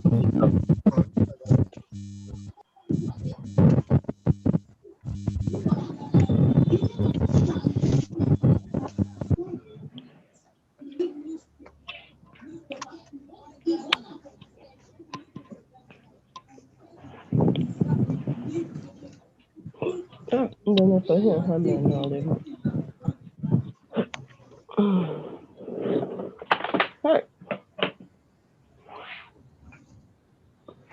can you see the screen now? Yes, we can, sir. Okay. So location is very important, and it's not location map. It's called location sketch. And that location sketch, like I said, is not a map. I went to court to represent the client as an expert witness, and when I submitted my evaluation during cross examination, the lawyer left my report and went to the back and said that I submitted a map. I said yes. And he turned to this man is a quack. Ehirim Evangeline, please mute your system or mute your system. And he said this man is a quack. He drew a map that doesn't have contour lines, that doesn't have this, that doesn't have that. And immediately I realized my mistake, and I told the judge the sketch I did was just to direct somebody to a property. So it is location sketch, not location map. So if you are locating a property, you can locate it based on the coordinates. You can locate it with a survey print. You can locate it by doing a location sketch. Location sketch is simply doing a drawing from a well-known, what we call a landmark, from a landmark to the property that you are valuing. Neighborhood, you describe the neighborhood. Usually, the neighborhood will help you talk about important streets or important properties that share the same neighborhood with your property, with the subject property. You can also talk about zoning, whether it is residential, whether it's mixed use, whether it's this or that. The next one is to talk about the site and development on site. Remember, our lecture today is till 6 p.m. I hope we have the strength. I hope we have the strength. So neighborhood. We do. Yes, sir. We try, sir. Okay. We can take But we can just have a short break. Okay. Thank you. So the neighborhood is describing the neighborhood where the property is. And you try as much as possible to bring in very important properties, landmark streets, to enable us see how the value you arrived at translated from that neighborhood. The next one is site and development on site. You must describe the site. The site is the parcel of land. Number one, you must talk about the area. You can talk about the shape, the area, the shape. Is it regular in shape? Is it irregular in shape? Talk about the topography. Topography. It is slopy. It is hilly. It is swampy. It is this. It is that. You must talk about the site. Describe the site. Then after that,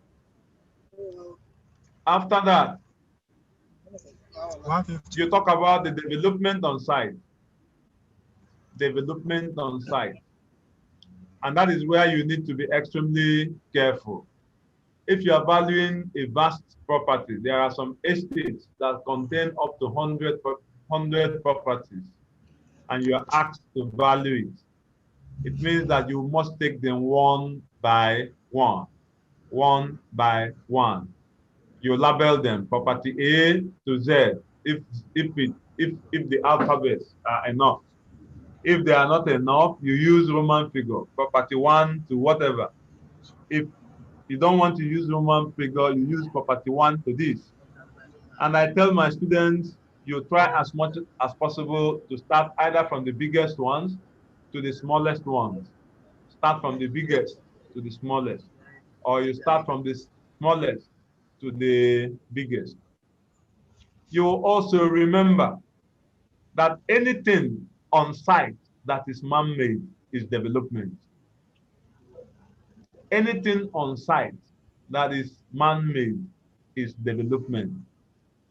So when we're talking about development, the following must be captured. You must capture the following. Number one, the main building. Number two, the boys' quarters. Number three, security house. Number four, generator house. The next one, all the fence wall, drainages, asphalt roads,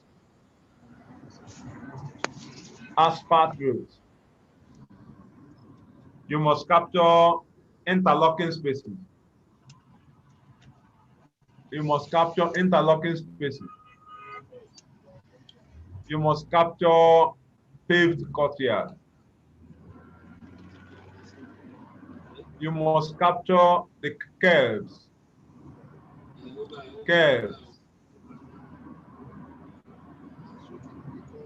You must capture underground tanks.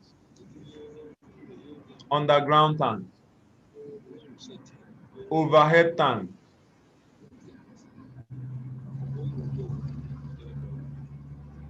Sporting facilities, lawn tennis court, squash court, all sporting facilities must be captured.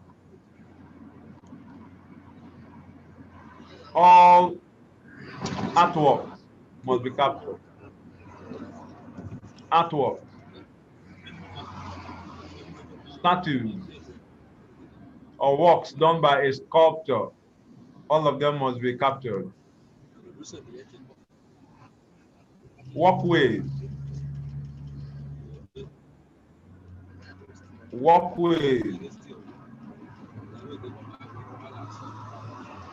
and so on and so forth. All these things are development on the site.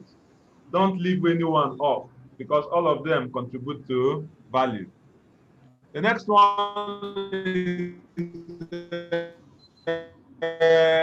structural details of development on site details. When you are talking about the structures of a building, the components of the building, then there are 6 components of a building: the roof, the ceiling, the wall, the doors and windows, and the floor. So structural details for each building tell us their structural details. For the main building, the boys' quarter, and all the other buildings in the compound. The next one, accommodation offered. For each building, what accommodation does it have? So for the main building, you see that in some valuation reports, sitting room, 550 square meters. Master's bedroom, 12 square meters or 13 square meters. Kitchen, 8 square meters. Continuously like that, you are discussing the accommodation offered. For some people, you will also put the sketch floor plan. And if you are a valuer, I expect you to have mastered the Aki program, AutoCAD. There's another one that I've forgotten the name now, but at least you should have AutoCAD. If you have AutoCAD can help you. AutoCAD can help you do your drawings very neatly, and that will take care of it. The next one is to discuss the title and the interest. Every valuation is for a particular title. Every valuation is for a particular title. So are you valuing freehold interest or are you valuing leasehold interest? It must be clearly stated Sometimes, when you ask them to give you their documents, they will begin to think that you want to do something else with the documents. And they will begin to show you that you don't need it. Well, if you didn't inspect the document, simply state there that you did not see the document. That actually the value is a bona fide utilities. What do you have in the property? Telephone services, water, electricity, gas, all those are very clearly. Talk about the user. What is the property used for? It is used for commercial purposes. It is an industrial property. It is a residential property. If it is a mixed use, there are some properties on the ground floor is a warehouse, which is commercial. On the upper floors are flats, residential flats. Then it is residential to commercial. So you state the user and state it carefully. Section 3 of your report is your opinion of value. You have to state your basis of valuation. What is your basis of valuation? Open market value or market value, depreciated replacement cost, as the case may be.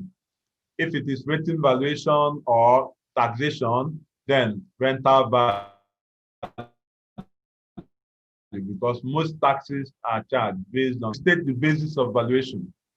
Some other people will go in detail to state their basis of valuation. I have read a report where the valuer stated the cost per meter square, value per meter square, and things like that. Those details, they state them in the basis of valuation.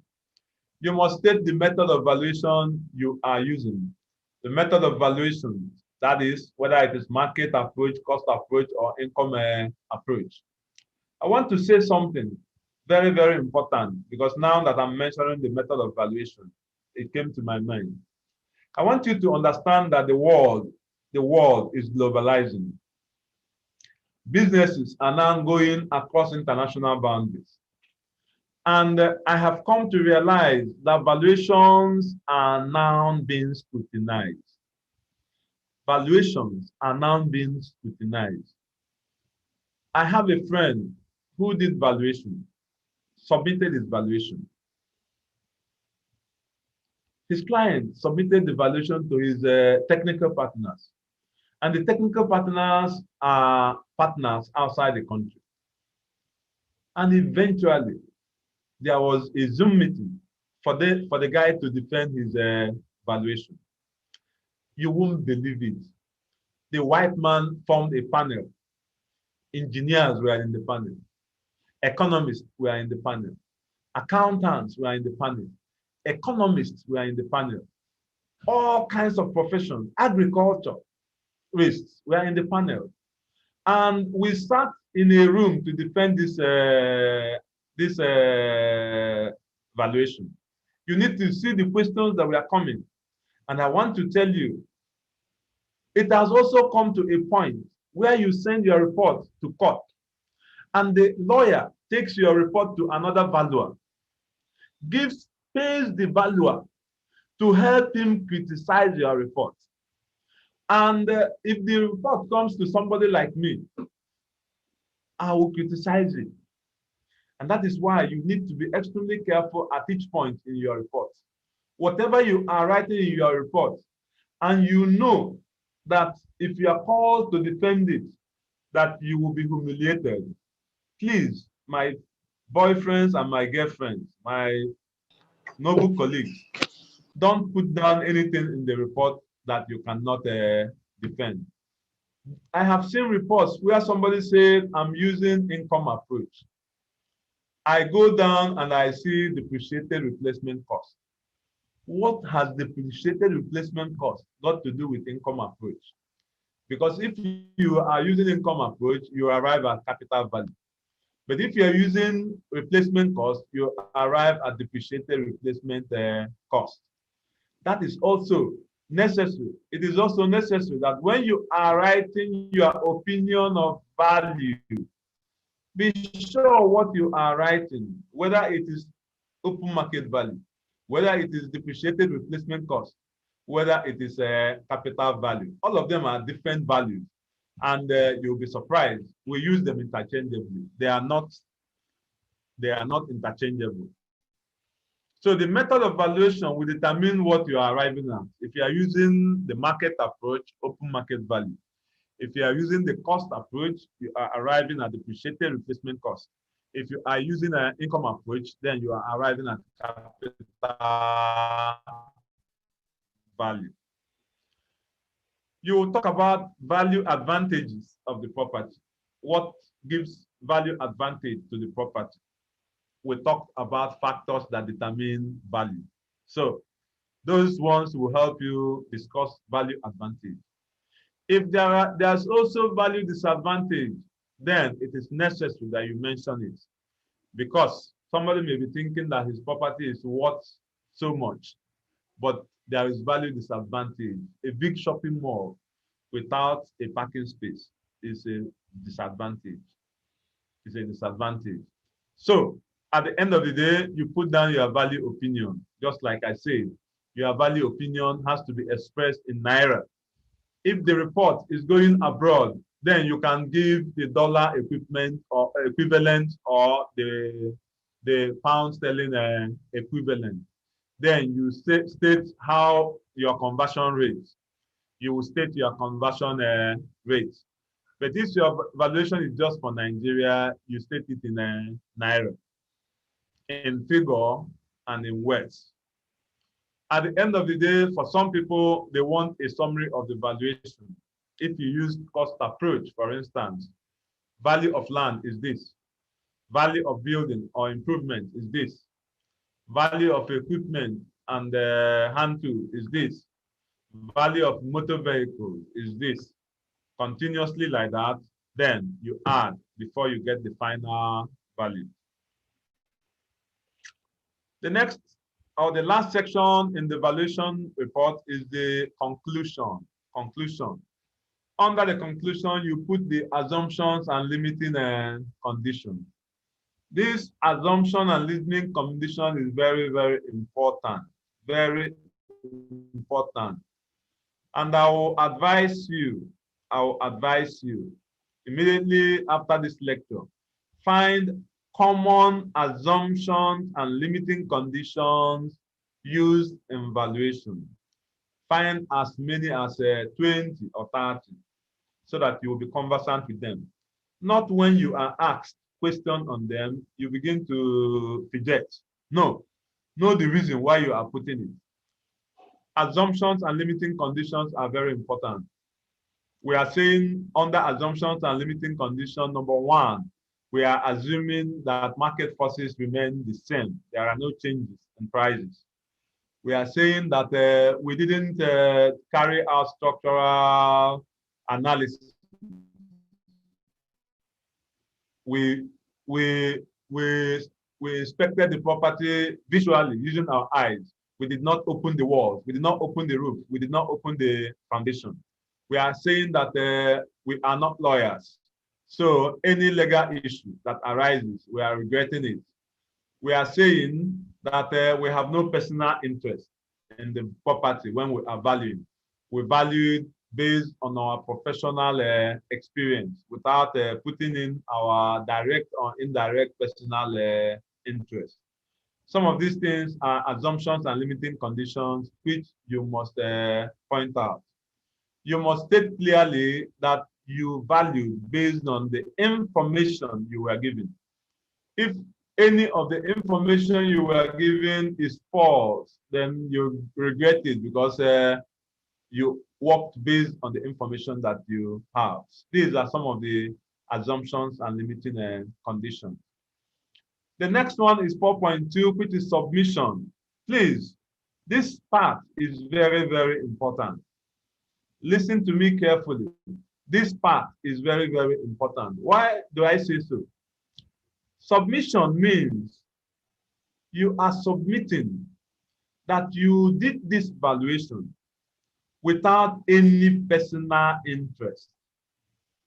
You have no interest in the property because there are some valuers.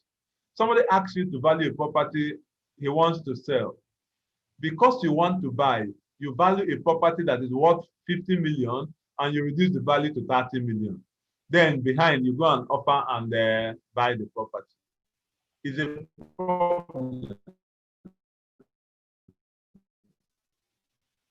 It means you have personal may end up in the law court.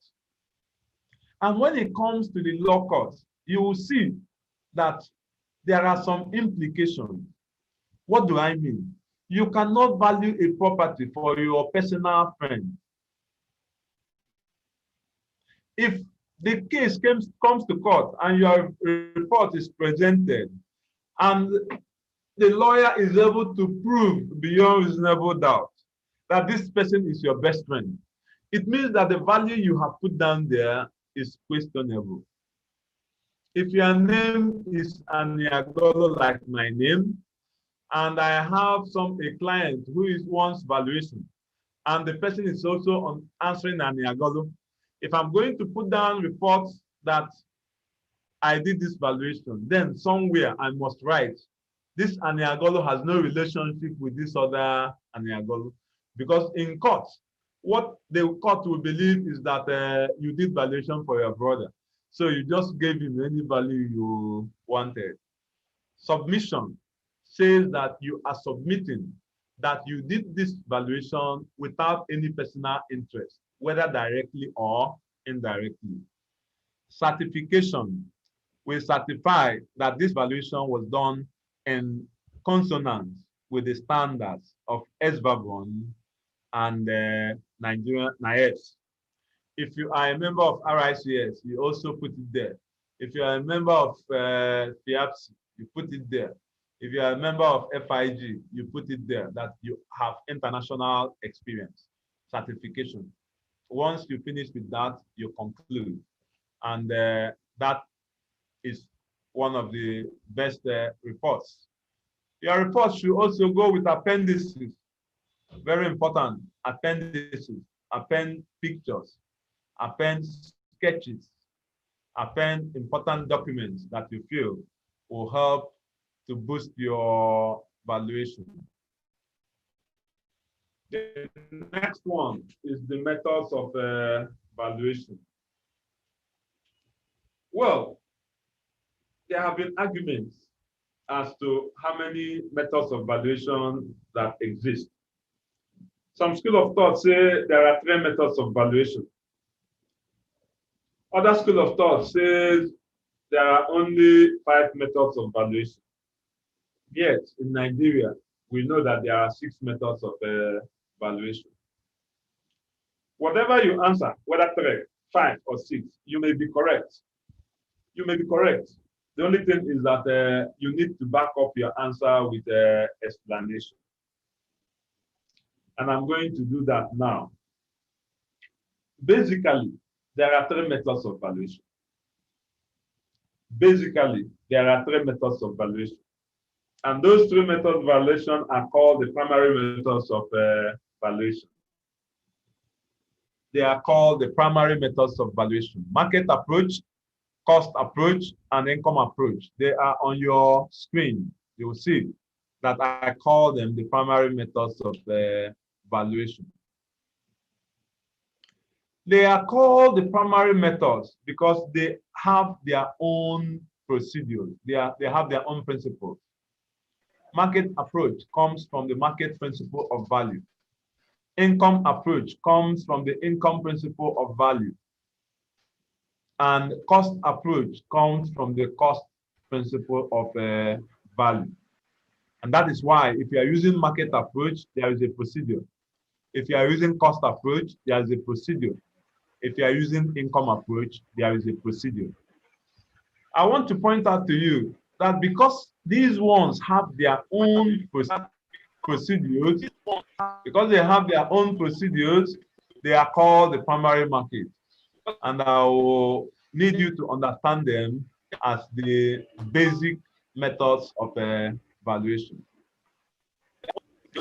There are hybrid methods of valuation. Hybrid is a combination. It's something you get when you combine two different species. In agriculture or biology, when you combine two different species, you produce a hybrid. So, the secondary method of valuation, there are two of them, residual method and profit-based method. Those are hybrid methods of valuation. They have no procedure of their own. They borrow procedures. They combine procedures. Sometimes they combine market approach and cost approach. Sometimes they combine income approach and cost approach. Sometimes they combine market approach and income approach. Because they have no principle of their own, they are referred to as the secondary methods of valuation, the hybrid method, residual method, and profit basis method. However, in Nigeria, we have another method that is called the statutory valuation. If you go outside the country, Europe and other parts of the world, there's nothing like statutory valuation. They don't know what it is. But in Nigeria, we use statutory method because in Nigeria, some laws tell us how valuation should be done. Some laws tell us how valuation should be done. Because that one has been accepted in Nigeria also as a method of valuation, then we include it as part of the secondary methods of valuation. So considering the fact that there are three primary methods, you can say that there are 5 methods of valuation. You are right. Considering the fact that there are 2 hybrid methods of valuation, when you add it to 3, there are 5. You are still correct. In Nigeria, you can now add the statutory method, and that means there are 6 methods of valuation. You are correct. So when you go for interview, they ask you how many methods of valuation. If you say 5, you are right. If you say 6, you are right. If you say 3, then you are also right, and you explain why you are mentioning only 3. So we will now try to look at these methods of valuation one by one. And in discussing them, I want to discuss them under 4 important subtopics. For easy understanding, I want to let you know that I am discussing it under 4 important subheadings. And those headings are: number 1, the various names that is used for that method. Various names that you see in different books, because one book can use one name, another book can use another name. Number 2, the types of properties where they can be used. The types of properties where they can be used. In other words, if you are using a particular method, you should know the types of property where you can apply it. Number 3, we know the steps involved, the procedure if you are using the method, what the particular procedure you should follow. And finally, I will discuss the problems one is likely to encounter if you are using the method. For each method, I will discuss it under 4 subheadings. Under 4 subheadings. The names, they are called in different textbooks.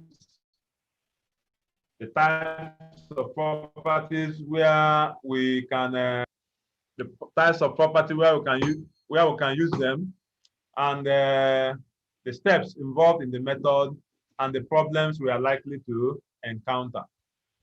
The problems we are likely to encounter. We begin with the market approach.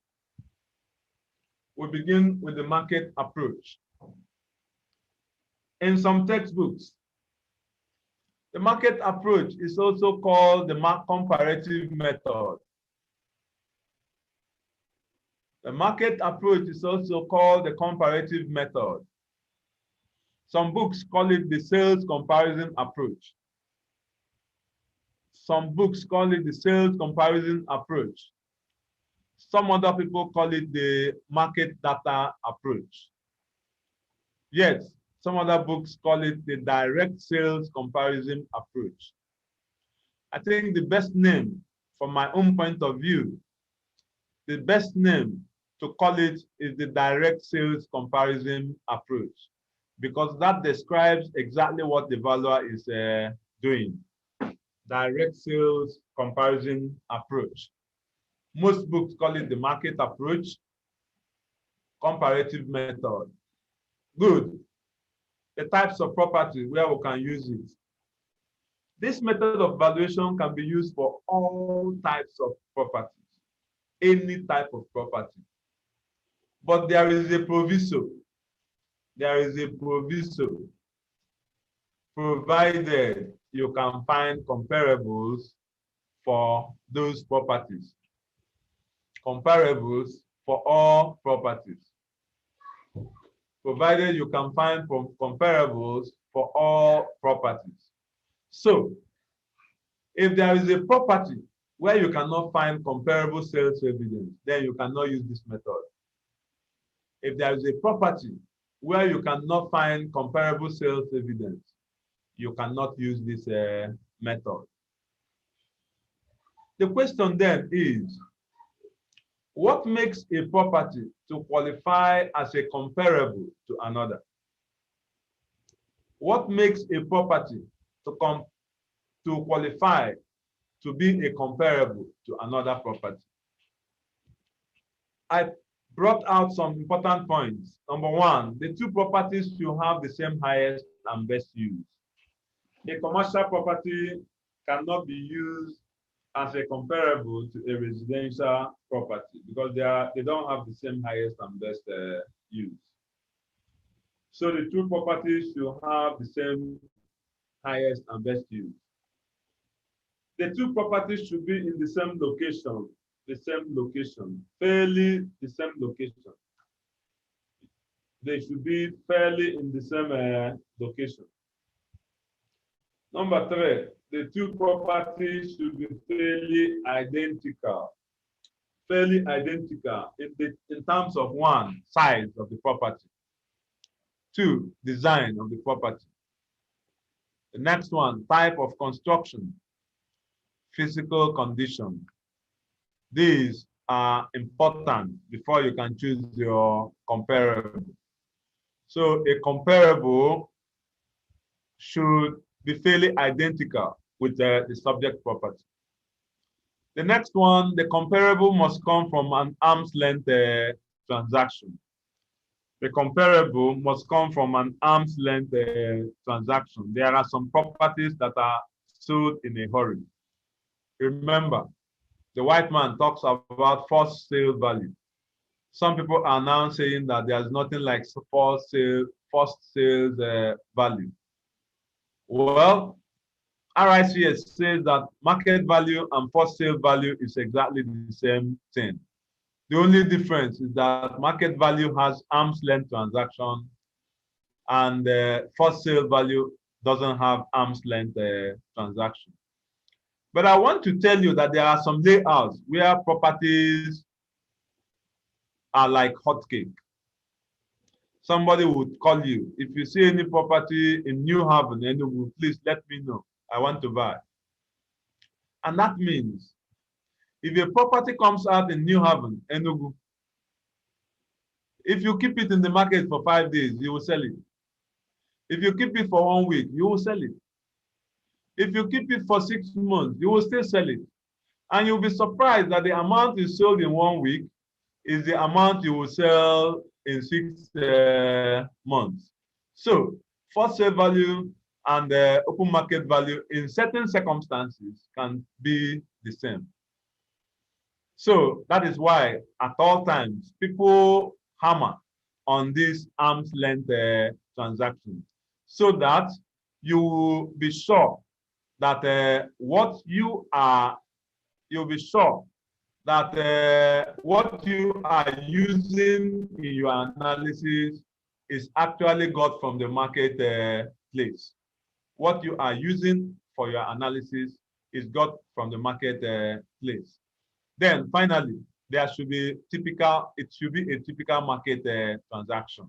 A typical market transaction, free buyers and free sellers, free flow of information. There must be effective demand. These are qualities a property should have before it can answer to be a comparable to another property. The next one is to discuss the steps involved. When you are using the market approach, the following steps are involved. Number one, gather your comparables. Get your comparables. And we have just discussed what makes a property to qualify to be a comparable to other properties. What makes a property to qualify to be the comparables of other properties. We are also saying that you should be able to get between 3 and 5 comparables. Minimum of 3, maximum of 5. Very, very important. Very, very important. So that you can be objective. One may not be objective. One alone may not be objective. Number two, step 2, sorry. You now do direct and side-by-side comparison with the subject property. You try to compare the subject property with the comparable properties. And that also means at all times, you should not be confused between which one is subject property and which one is comparable property. The subject property is the property you are valuing. It is the property your analysis. You now use the data to value the subject property. So the direct and side-by-side analysis is usually done in what we call adjustment metrics. Adjustment metrics, whether it is metrics or matrix, we are talking about the same thing. In the adjustment matrix, the following should be adjusted. You must adjust for the following: the sales price. All the comparables will not be sold at the same amount. So using the sales price, you try to adjust for inflation. Some were sold 6 months ago, no adjustment. Some were sold 1 year ago, you need to adjust for inflation. Some were sold 3 months ago, 3 years ago, you need to adjust for inflation. You need to adjust for age and condition. You need to adjust for age and condition. Very important. The age and condition of the property should be adjusted. They may not be the same. They may not be the same.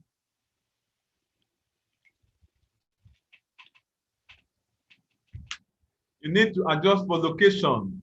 We said before that to be identical, the property must be in the same location. If it is not in the same location, then it needs to be, location used to be adjusted.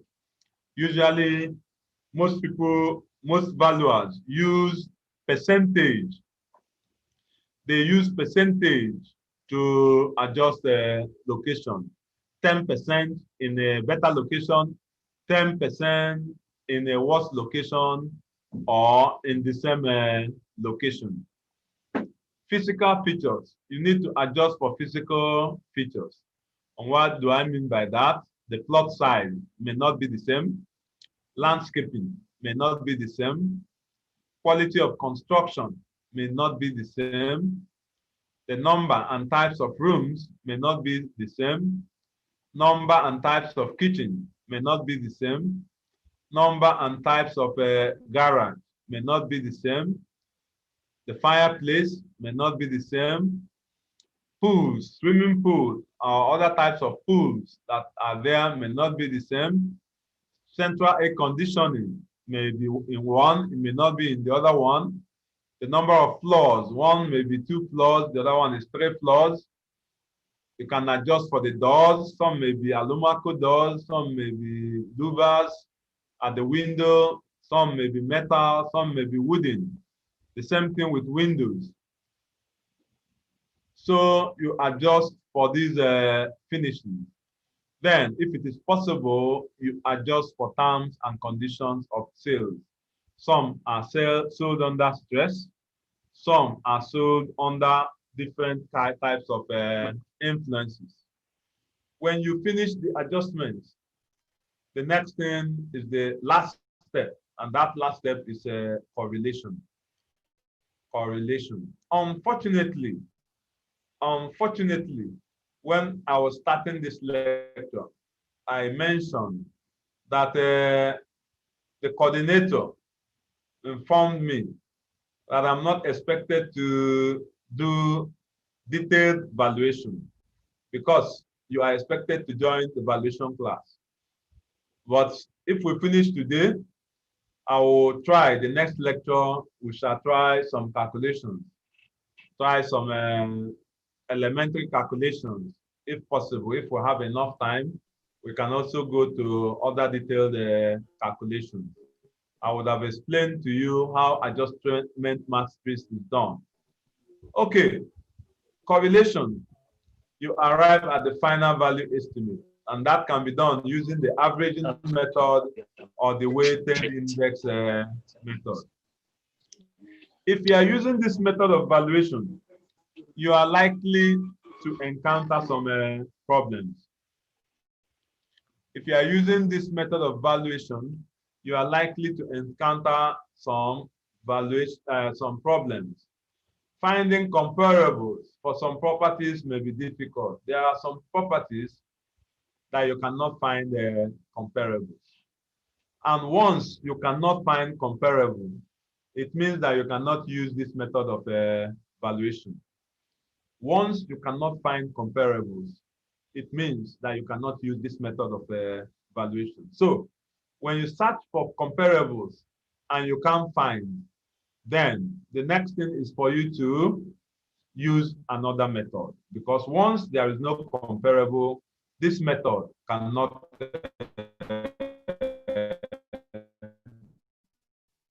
work. Number two, there are some properties that you can never hear that they are sold. For instance, it's difficult to hear that a purpose-built shop was sold. It's difficult to hear in Nigeria that a purpose-built shop was sold. It is difficult in Nigeria to hear that a stadium was sold, government house. It's difficult to hear that such properties are sold. So such properties that are never sold, you can never use the market approach. Then, another problem you are likely to encounter is that the sales evidence for one date may not be actually comparable to sales evidence from another date. That is why you need to do adjustment. And some people are saying that that adjustment you are doing, you need to be extremely careful, because if you are not careful, you are likely to make some mistakes. The next one is that lack of knowledge about circumstances surrounding sales. So you don't know whether the property was sold under stress, whether there are things that influence the sale.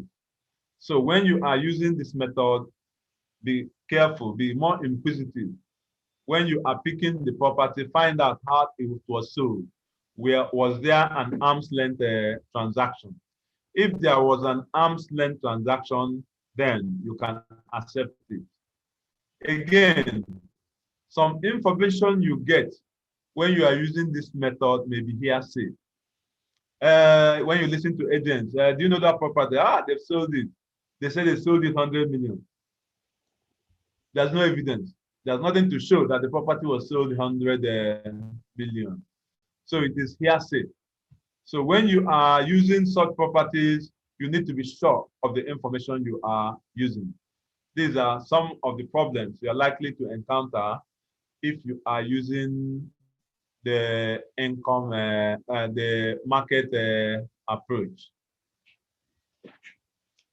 The next method of valuation is the cost approach.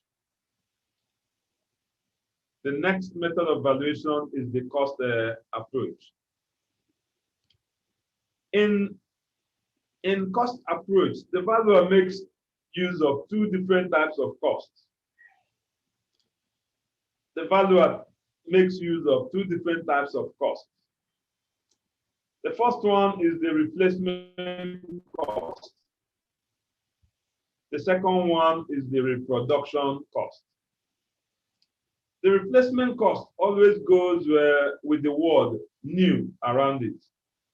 Replacement cost new. If you buy a computer, a laptop, and somebody destroys the laptop, you ask the person to replace the laptop. What it means is that the person is buying you a brand new laptop. So replacement cost is the cost of getting a brand new property. A brand new property.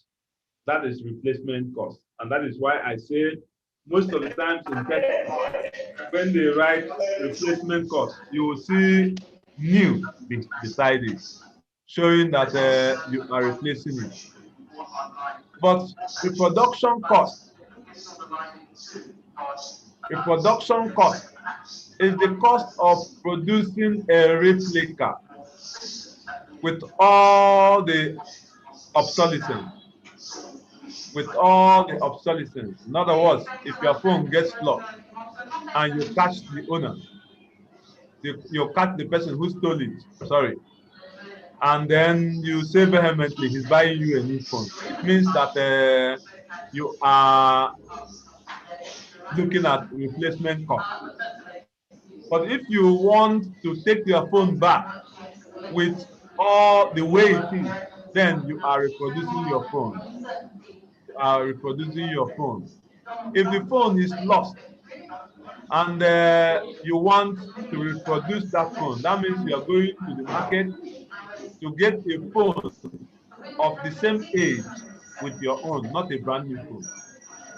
And that is why you will now see reproduction cost in valuation is used mostly in insurance valuation. Because in the insurance valuation, you try to indemnify the client for what he has lost. You put him in a position that will recover him from what he has lost. They call it, you indemnify him.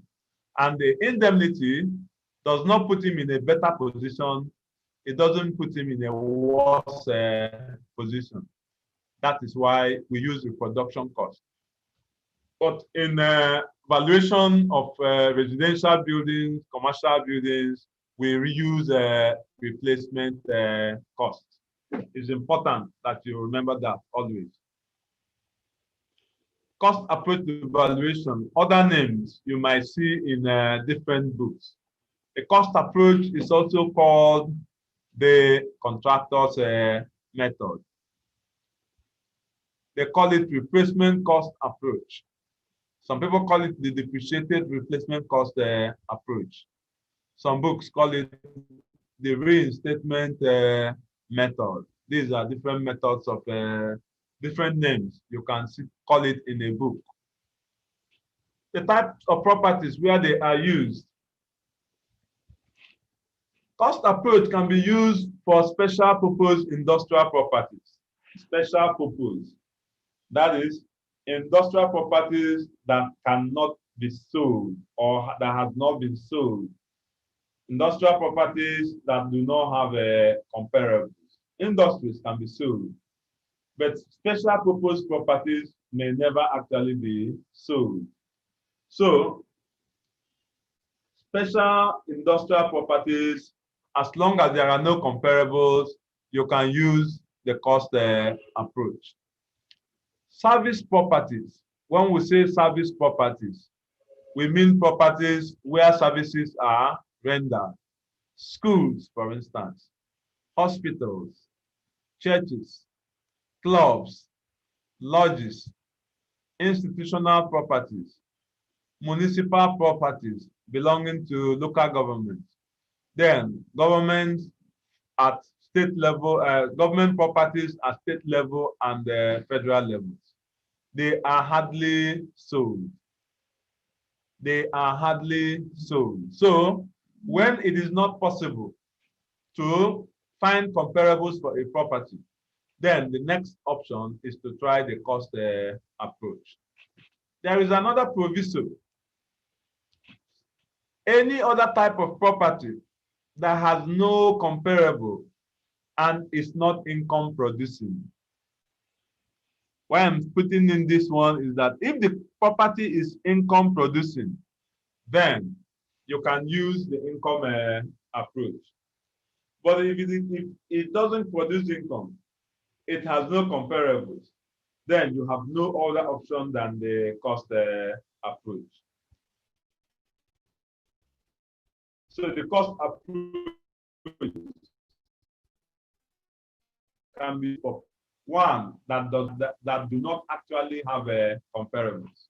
So when you're asked to value a property and you notice that the property does not have comparables and that the property does not yield income, consider using the cost approach. When you are using the cost approach, the following steps should be adopted. When you are using the cost approach, the following steps should be adopted. Very important.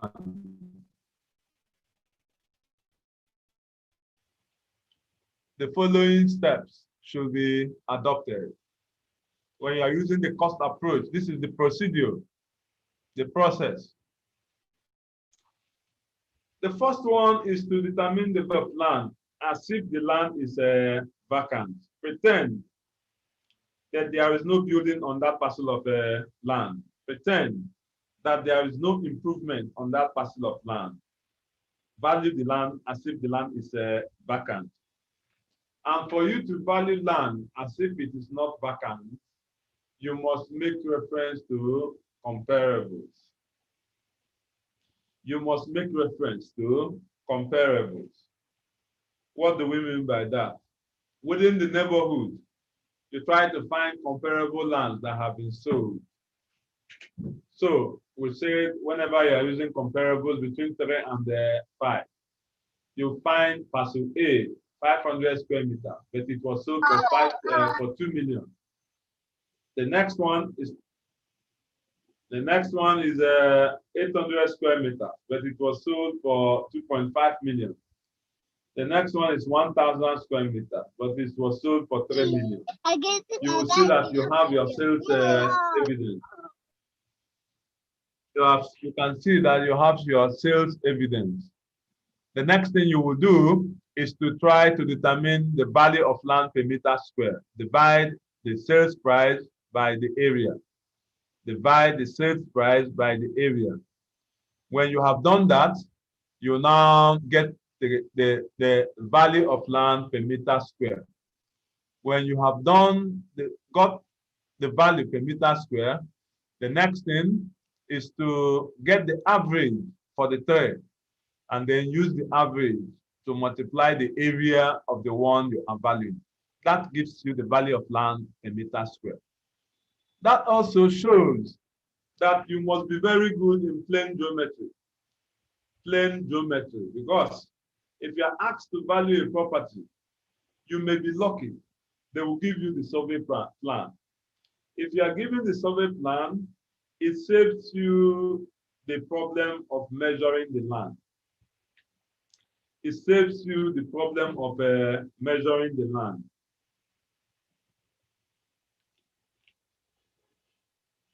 There is another problem. Sometimes when you go to the field, you find out that what is on paper and what is on the survey plan is not the same because some people have tampered with the beacon. So if you use what is on paper alone, you are likely to arrive at the wrong valuation. So even when you are given the survey plan, it is necessary that you measure. And when you measure, the result will help you to compare with what is on the survey plan. You will also find out that sometimes when you measure, you will see that the property is irregular in shape. Shapeless. Shapeless. If the property is shapeless, how do you determine the area? It becomes a problem for some valuers. If the property is regular in shape, it is a square, you can determine the area, length and width. If it is a rectangle, length and width. If it is a triangle, half base times perpendicular height, you get the area. If it is a circle, pi r squared. If it is this, you already know the regular shape. But if the shapes are irregular, the shape of the land, then you will draw the land and make constructions to bring out regular shapes. When you are doing that, you are doing plane geometry.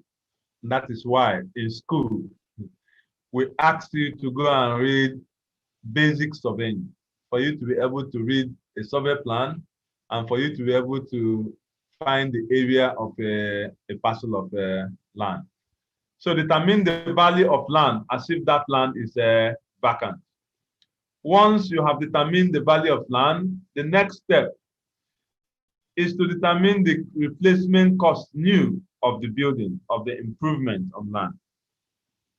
Determine the replacement cost new of the improvement on land. The truth of the matter is that for you to determine the replacement cost new, there are three methods. One, the bill of quantity. That is the quantity surveyor's method. The quantity surveyor's method. Bill of quantities. Bill of quantities will give you the cost of building a new house. If you don't want to do it that way, you can use the square or cubic meters approach. That is what all the surveyors use.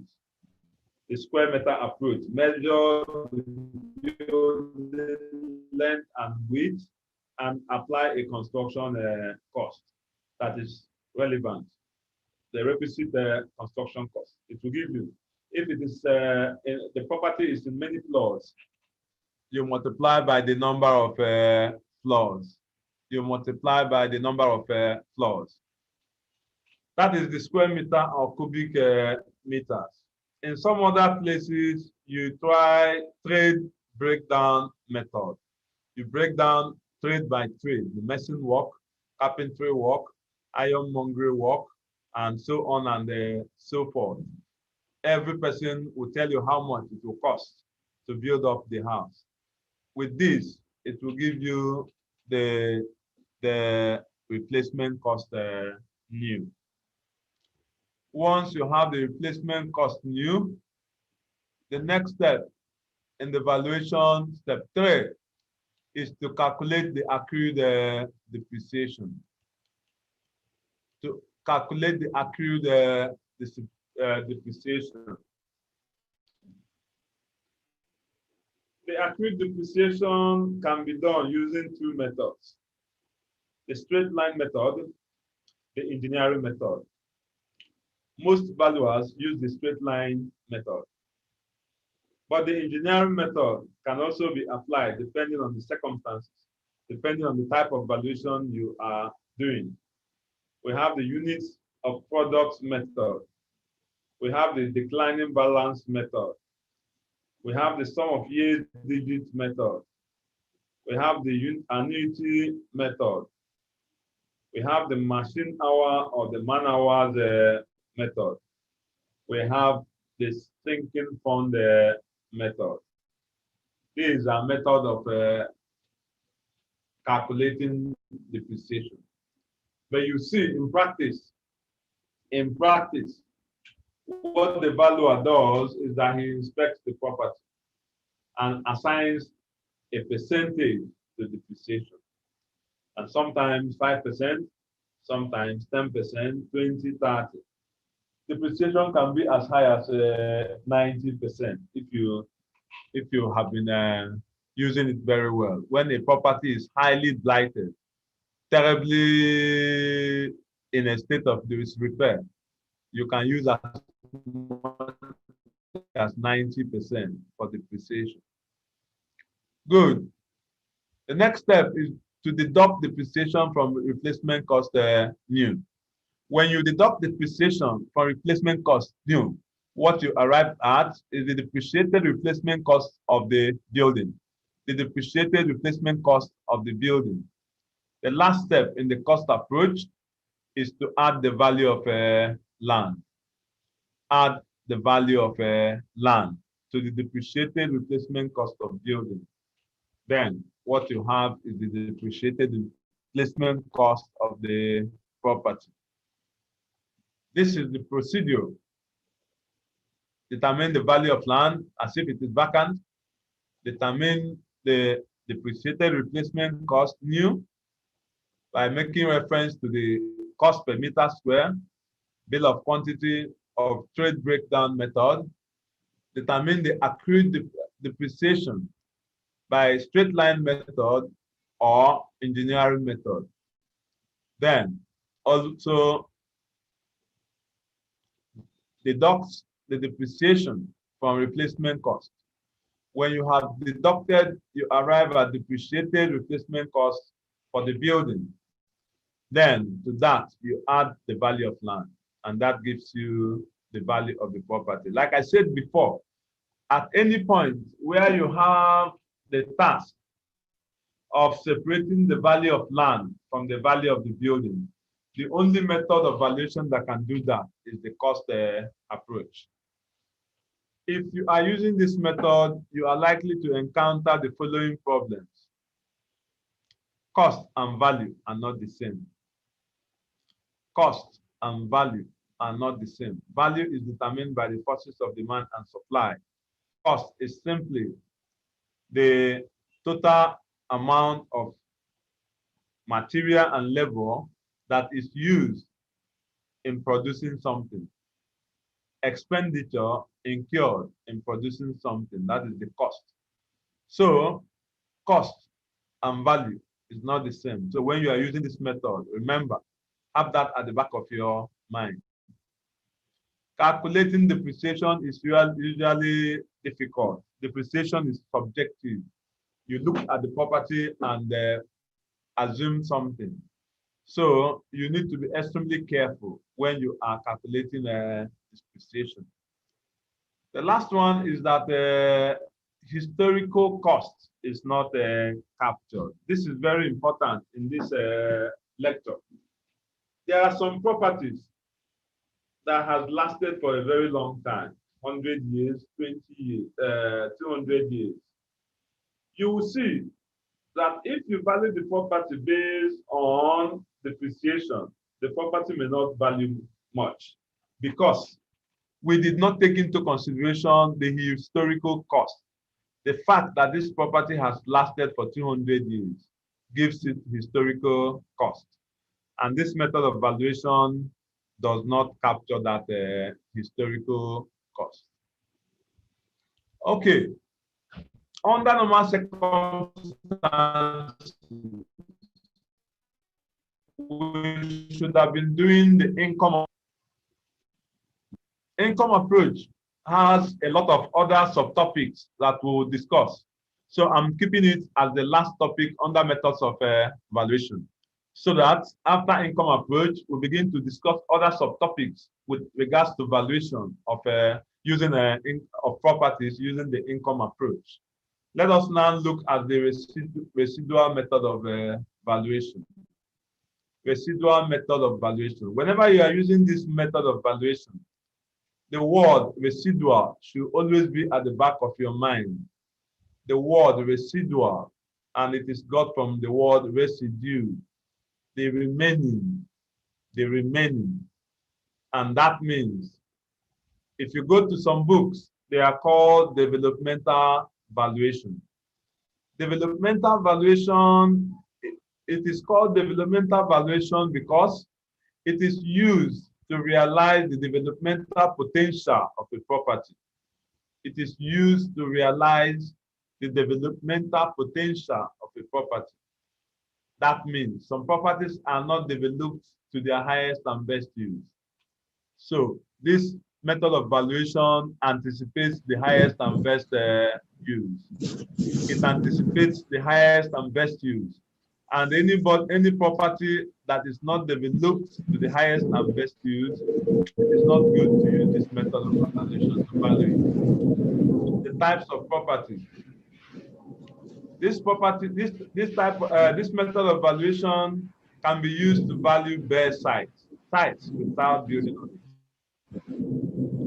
Bare sites, what we call empty parcels of land.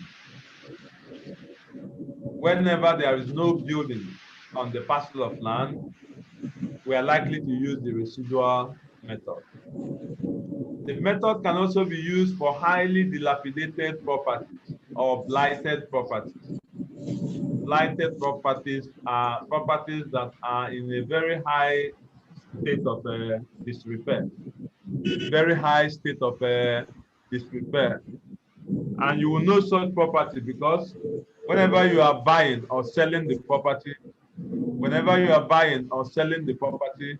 you realize that you are not interested in the building, you are interested in the land. You are interested in the land. The method can also be used for properties that have latent value. Latent value is hidden value. Value that is hidden.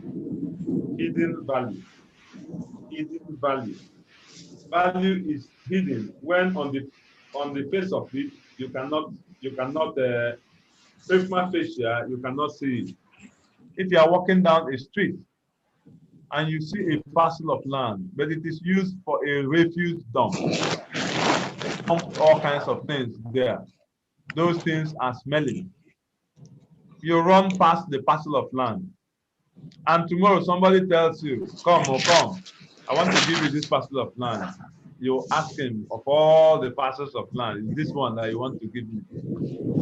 No, that parcel of land has latent value because somebody who is experienced will simply hire a tipper, hire a bucket loader, remove the debris, remove all those refuse, and you'll be surprised that that parcel of land is such a beautiful parcel of land.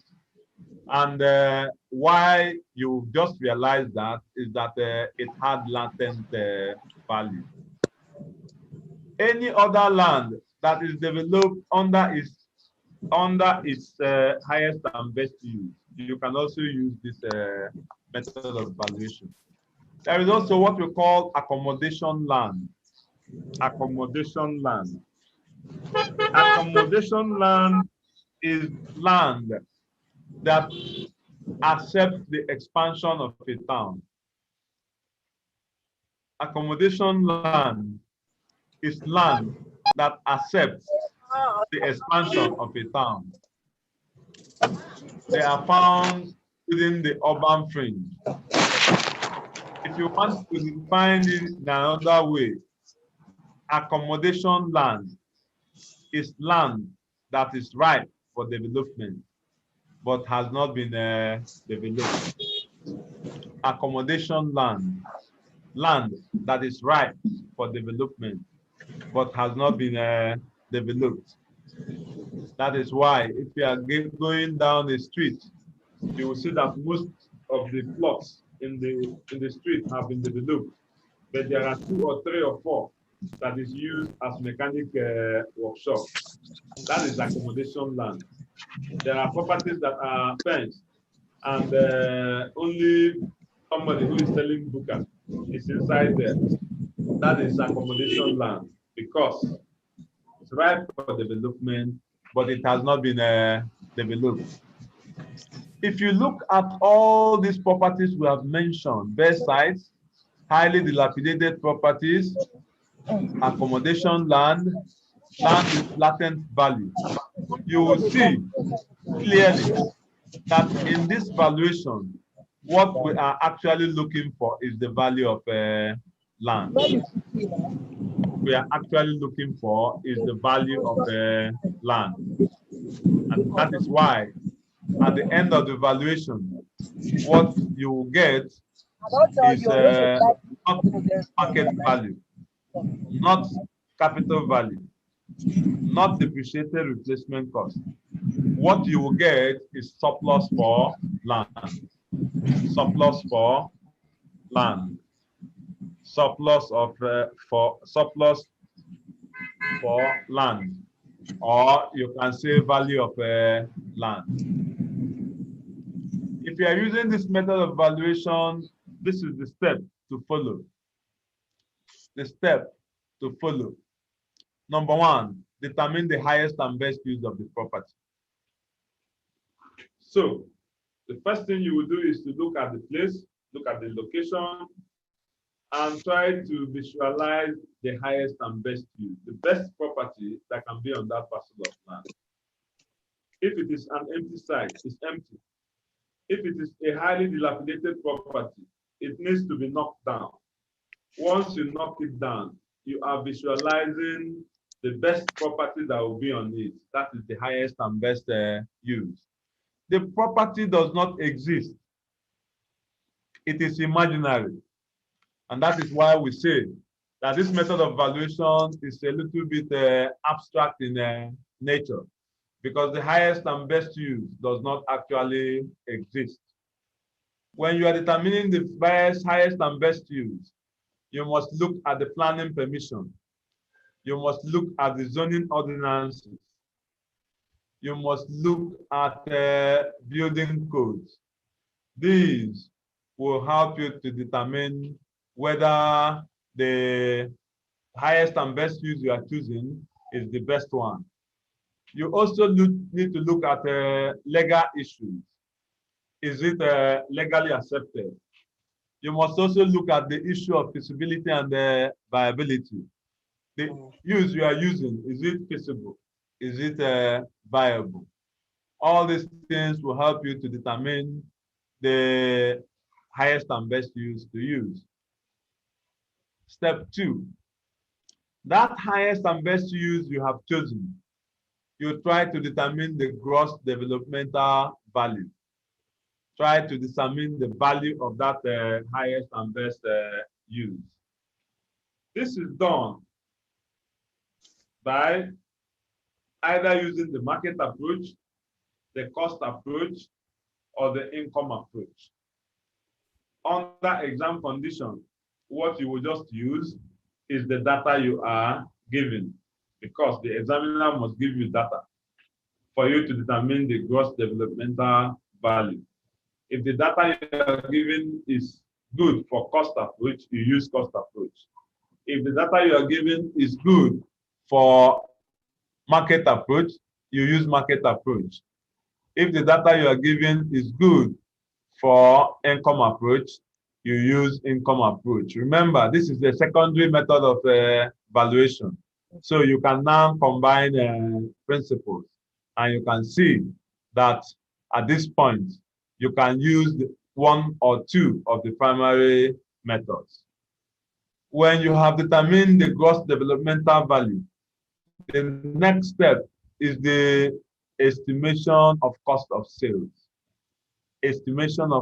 Cost of development.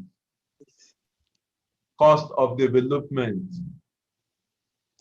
Cost of development has 5 different types of costs. 6 different types of cost under it. Cost of development has 6 different types of costs under it.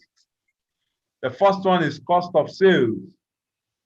Cost of sales, as the name implies, is the cost of disposing the property. Remember, in our last lecture, we said production is not complete until the goods gets to the final purchaser. The same way, development is not complete until the completed development is either sold or put to use. Put to use. So based on that, you will see that cost of development has the following costs: cost of sales, cost of advertising the sales of the property. While you are doing the advertising, you need to put in a security man so that there is no vandalization. You pay. Your professional fees, agency fee, you have to collect it. It's part of cost of sales. The legal fee, cost of drafting documents. Any other cost you incurred before you sold the property is referred to as the cost of sales.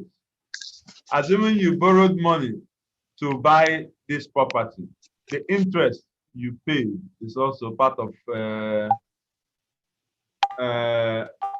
cost of sales. The next one is cost of building, the cost of building the house. Like I said, cost is the expenditure on materials and labor. So the total expenditure on material and labor gives you the cost of the building. Cost of the building is very, very straightforward.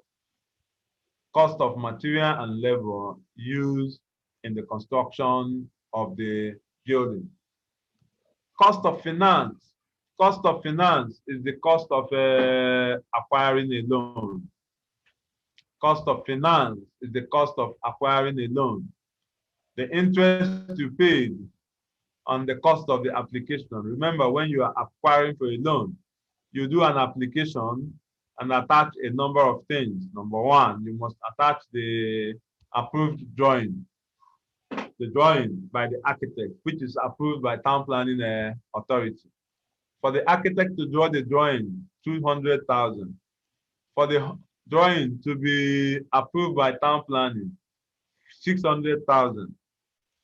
These are all cost of finance because all these documents has to be submitted.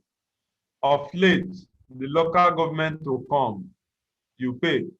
The SOMA will come, you will pay.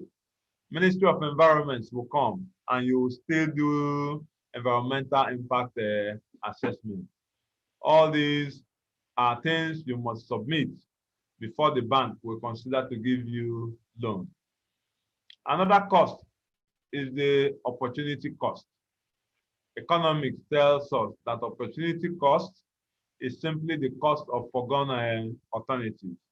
If there is an old house, a dilapidated house in that property, you will see that as long as the property is standing, some people will be willing to pay you rent, even if it is 500 naira a month. The moment the property is demolished, the moment you knock down the property, that income stops coming in. Once you notice that, it becomes part of the foregone alternative. Another very important cost is the miscellaneous cost. Miscellaneous cost. This miscellaneous cost is too important that you must always remember them. Cost of fencing, minimum fencing. If you watch most construction sites, if you actually watch most construction sites, you will see that these construction sites are fenced, if not for any other thing, with corrugated iron sheet. The reason is for two reasons: negligence, nuisance, and negligence. Those of you who did the law of contract, you will see that negligence and nuisance are part of the law of thoughts. Law of thoughts. If you are doing construction and a small boy, a little boy, is playing ball, his ball falls into your construction site. You know, children, they will try to get the ball. If in the process of getting his ball, he falls into a pit and dies there, you will be held responsible. The same way, a blind person is going home and you did not in any way indicate that there's a road construction is going on. This is the way the blind man passed in the morning. On coming back, he fell into a ditch. On coming back, he fell into a ditch.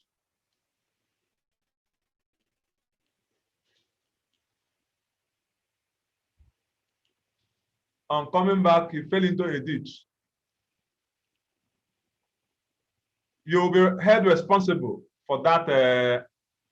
So, in most construction sites, they provide minimum fencing. Also, when you don't fence, you are likely to have security problems.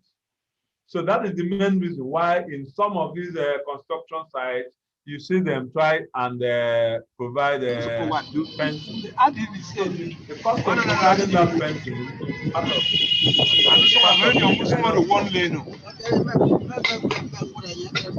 demolition cost.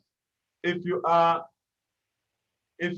buy a property that is highly dilapidated, you need to knock down the old house.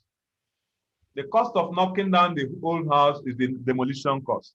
Sometimes it costs a lot. The next one is cutting away the debris. When you knock down a building, you cannot build until the debris are removed. So you need to remove the debris. You also need to subdivide the property where there is a large parcel of land. Cost of subdivision is miscellaneous cost. You need to pay compensation if there are people living in the house and you need to get them out. You need to pay compensation to them. The amount you pay them is part of the miscellaneous cost. If you don't want to pay them compensation, you may decide to recover possession by going to court, litigation. You pay the lawyer and you file documents. All the money you incurred in the process of getting possession is referred to as recovery costs.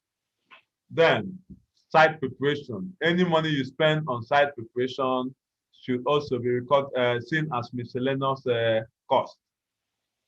Finally, the last cost is the developer's profit. Every businessman tries to make profit. And that means in this particular development, there must be a markup, usually in percentage, for developers' profit. And it must be included in your cost of development. Once you have your cost of development, you deduct the cost of development from net developmental value, and what you now have is a surplus for land. Summary of the steps. If you look at this slide, you will see that what it gave us is just the summary of the steps. You determine the gross developmental value using the data available, whether it is cost approach, market approach, or income approach. Once you have the gross developmental value, the next thing is to deduct the cost of sales, which I pointed out to you, cost of advertisement, agency fee, legal fee, and other things that may crop up during advertising or sales. If you deduct, you come to the net developmental value. Then you deduct cost of development. And I said there are 6 items under cost of development: cost of building, cost of building, cost of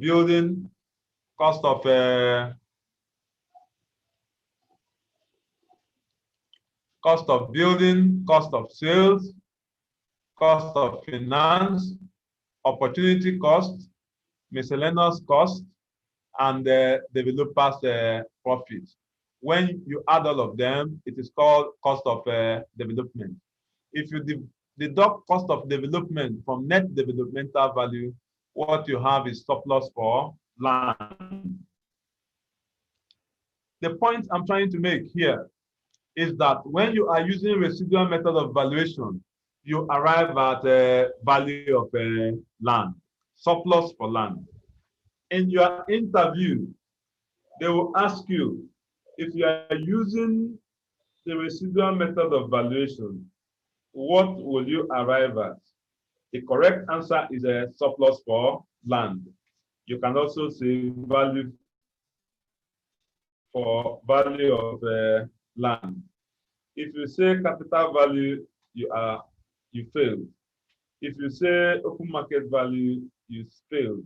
If you say depreciated replacement cost, you failed. Very, very important. If you are using this method, you are likely to face some problems. So what are residual value? If you are using this method, you are likely to pay. You can also, yes? I want to ask, what of if the person says residual value? Surplus for land. Okay. Surplus for land is the correct thing, please. Okay. Surplus for land is the correct thing. If you are using this method, you are likely to encounter the following problems. Number one, the method is too abstract. Abstract, trying to determine the highest and best use. Trying to knock down an existing building and replacing it with a non-existing building. It becomes abstract in nature. Two, the method makes use of too many assumptions. You have to assume so many things. Third, the method is based on forecast. When your forecast is wrong, then the method is likely to be wrong. When your forecast is wrong, your method is likely to be wrong. The next method of valuation. I have a question, sir. Profit. So let us ask question. This one is complex. Question, sir. If your question, when we finish, you have opportunity to ask questions. That's what we said at the beginning. Yeah, this one is complex. You can also send a text so that when I finish, I can read the text to the hearing of everybody and answer the question. Okay. The next one is profit basis method of valuation. Profit basis method of valuation. The method has other names that you will see in other books. They call it accounts method or the treasury method. Accounts method or treasury method. The reason why they call it accounts method is that the data you must use for this method should be got from accounting records.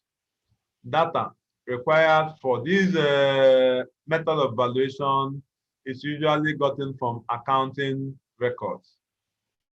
So you will see that if there is accounting record, you can use this method.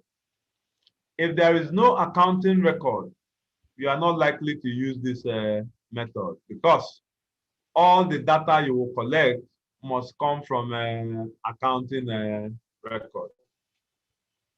Types of properties that you can use when you are using this method. Going concern property. Going concern property. The question is, what is a going concern property? A going concern property is a property that is owned by a business. A property that is owned by a business. For instance, if you go to a bank, if you check the title documents of that bank, the building, you will see that that bank belongs to a bank. So if you go to Marina and you are checking that First Bank Tower, you'll be surprised to see that that building belongs to First Bank. So any property that is an integral part of a business that is owned by a business is called a going concern property. Going concern properties you can see in different places. A hotel may be a going concern property because the hotel is owned by the hotel that has a business name. So these are going concern properties. Monopolistic properties, that is, properties that do not have comparables and they do not generate, properties that do not have comparables. Properties where you can get adequate accounting records. And that is why I have listed some of those properties. Example, hotels, profit basis method, cinema hall, theaters,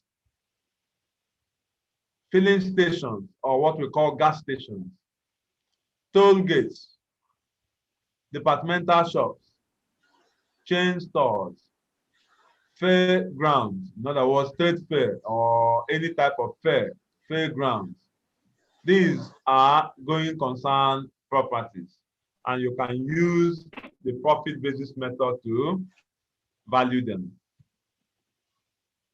The profit basis method follows. If you are using the profit basis method, you are likely to use the following steps. You are likely to use the following steps. You are likely to use the following steps. Step 1, you go to the accounting books and determine the gross earnings from all sources. Gross earnings from all sources. The gross earnings from all sources. So, if you are valuing a hotel, you need to determine the gross earnings. The gross earnings. And for a hotel, the gross earnings will come from all sources of income of the hotel. Lodging, restaurant, bar, nightclub, laundry, car hire services, and so on and so forth.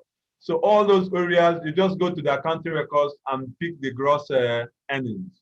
Remember, we said this method of valuation depends so much on accounting records. Once you pick the gross earnings, you add them up and keep. That is the gross earnings. Earnings from all those areas.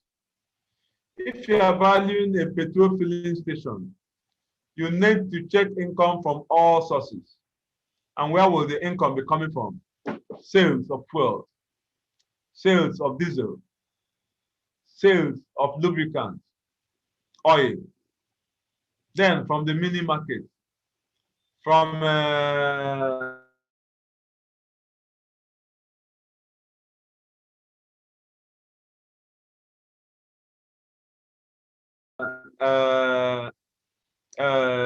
company of station bay, if they service vehicles, if they have other services within some restaurants even operate within a petrol filling station. So you check income coming from all these sources, it will give you the gross earnings.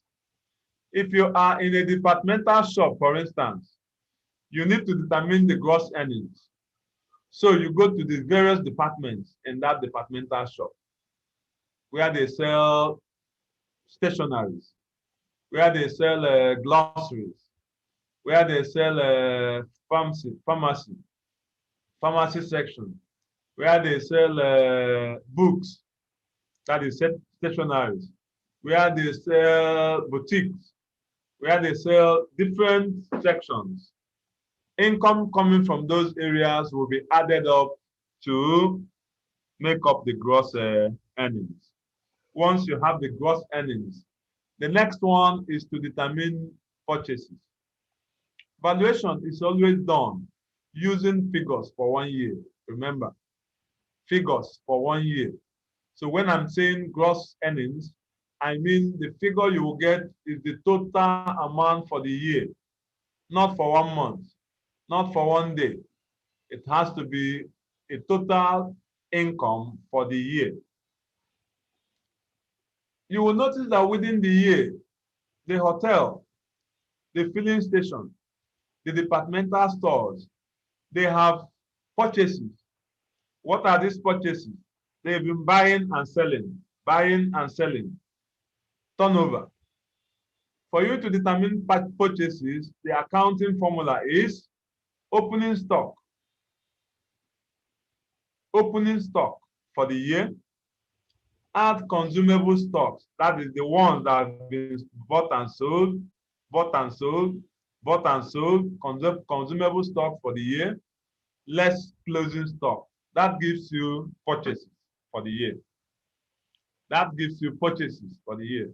So gross earnings minus purchases will give us a gross profit. Sorry, will give us a gross profit, yes. Gross earnings minus purchases will give us the gross profit. The gross profit, from the gross profit, the next step, which is step 4, is to determine the net profit of the business. And the net profit of the business is done by deducting the expenses of the business. I want to emphasize expenses of the business. We have expenses of the business. We have expenses of the building. There are two different things. Expenses of the business concerns the entire business. Expenses of the building concerns only the building. Wages and salary is expenses of the business. Bank charges, expenses of the business. Postages, expenses of the business. Electricity bill, water bill, gas bill, they are all expenses of the business. So we concentrate on the expenses of the business. We disregard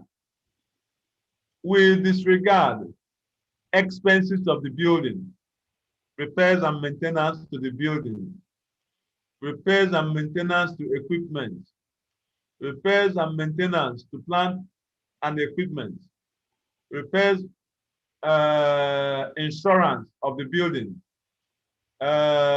mortgage interest on the building. Such expenses are not taken into consideration. The reason why you don't take into expenses of the business, you don't take into consideration expenses of the business, is that we don't want double counting. We don't want double counting. I will explain to you what we mean by double counting. Because in step 5, sorry, the net income you have determined will be shared among the factors of production. The net income you have determined will be shared among the factors of production. But you must remove labor. You must remove labor. The reason why you remove labor is that under expenses, you must have included wages and salary. So labor has been taken care of. If you remove expenses of the building, it is also possible for someone to say that land has also been settled. So for that reason, to avoid double counting, what we do is to remove the expenses of the building. So we have 3 factors of production remaining: land, capital, entrepreneurship. Land, capital, entrepreneurship. The profit, that is the net profit, will now be shared between these 3 factors of production: land, labor, entrepreneurship. There is no sharing formula. There is no sharing formula. Your instinct as a valuer will direct you. Your instinct as a valuer will direct you. Your experience as a valuer will direct you. The guiding principle is that the contribution the factors of production have made towards realization of the net profit should guide you. the contribution the factors of production have made towards the net profit should guide you. For instance, if you believe as a valuer that the net profit was generated because the property is well located, it means that location should get a higher percentage. And location means land. So land will get a higher percentage, 50% assumption. If you believe that the net profit came as a result of the ingenuity of the managers, then a higher percentage will go to enterprise. If you believe that the net profit came because the company had access to capital, they were able to get a loan so that they can buy raw materials at a cheap rate, produce at a cheap rate, and sell and make huge profits. Then a bigger percentage should go to capital. So you can say 50, 30, 20. You can say 30, 30, 40. You can say it depends on you as a valuer, your experience as a valuer, your instinct as a valuer. The last step, the one accruing to land should be capitalized. The one accruing to land should be capitalized. Capitalization is done in income approach, and that means we have not learned the income approach. Since we have not learned income approach, we will leave that grammar. When we get to income approach, we'll try to explain it. But capitalization simply means multiplying the net income, the income, with the appropriate YP. Multiplying the net income with the appropriate YP. That is capitalization. So when we say capitalize, the one accruing to land should be multiplied with the appropriate YP to get the capital value. If you are using this method of valuation, you are likely to encounter a number of problems. Number one, where there is no adequate accounting method. If we don't have adequate accounting method, the method is derailed. You can't use this method. And you know, in our country, companies are very good to hide their accounts. They are very good in hiding their accounts because they are afraid of taxation. So if you go to ask them for the accounting books, they'll give you the accounting books where they made loss. The one where they made profit, they will hide it. So it will be difficult for you to extract information from their accounting books. Number two, assumption that profit of a business is related to the property where the business is going on is inconclusive. It can be argued. People have argued that there is no relationship, that they have no relationship. The assumption that the value of a property is related to the profit that has been made from that property, it is inconclusive. The same way, people are saying that there is no clear-cut method of dividing the net profit between the three factors of production: land, capital, and enterprise. That division is not clear. It is not clear at all. But I have given you the guiding principle, their contribution towards the production of the net profit. If land contributed more, you give it a higher percentage. If capital contributed more, you give it a higher percentage. If you think that they all have equal contribution, you give them equal percentage. That is the profit basis method of valuation. The last method we have for today is the statutory valuation. Statutory valuation. That is the last method we will treat today. And statutory valuation, some people argue that it is not a method of valuation. Some people argue that it is not a method of valuation.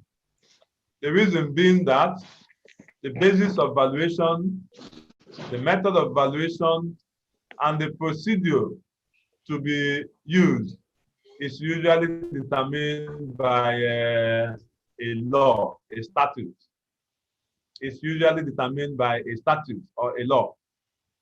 When we're talking about statutory valuation, you will realize that when you mention the word a statute, when you mention the word statute, three important things come to mind immediately.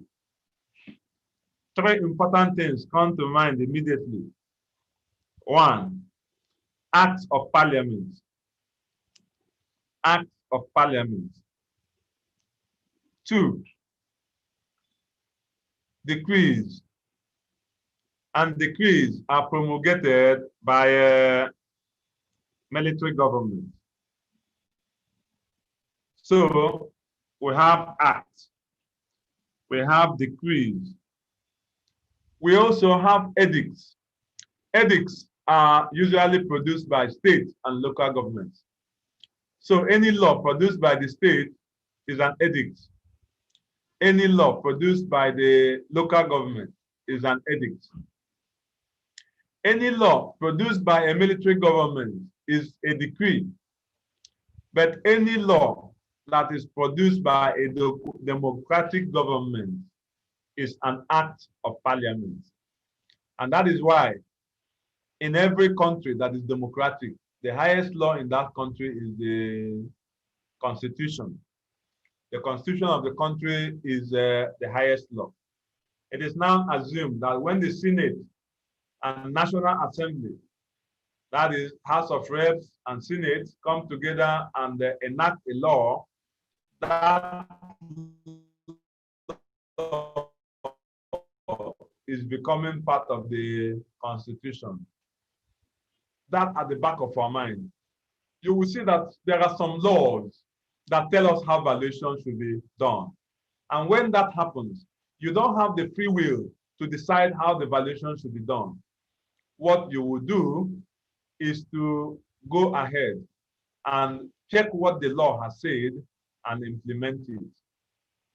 This method of valuation, other people call it government valuation, because most of the time, the data you use to do the valuation is got from government documents, different types of laws, different types of laws.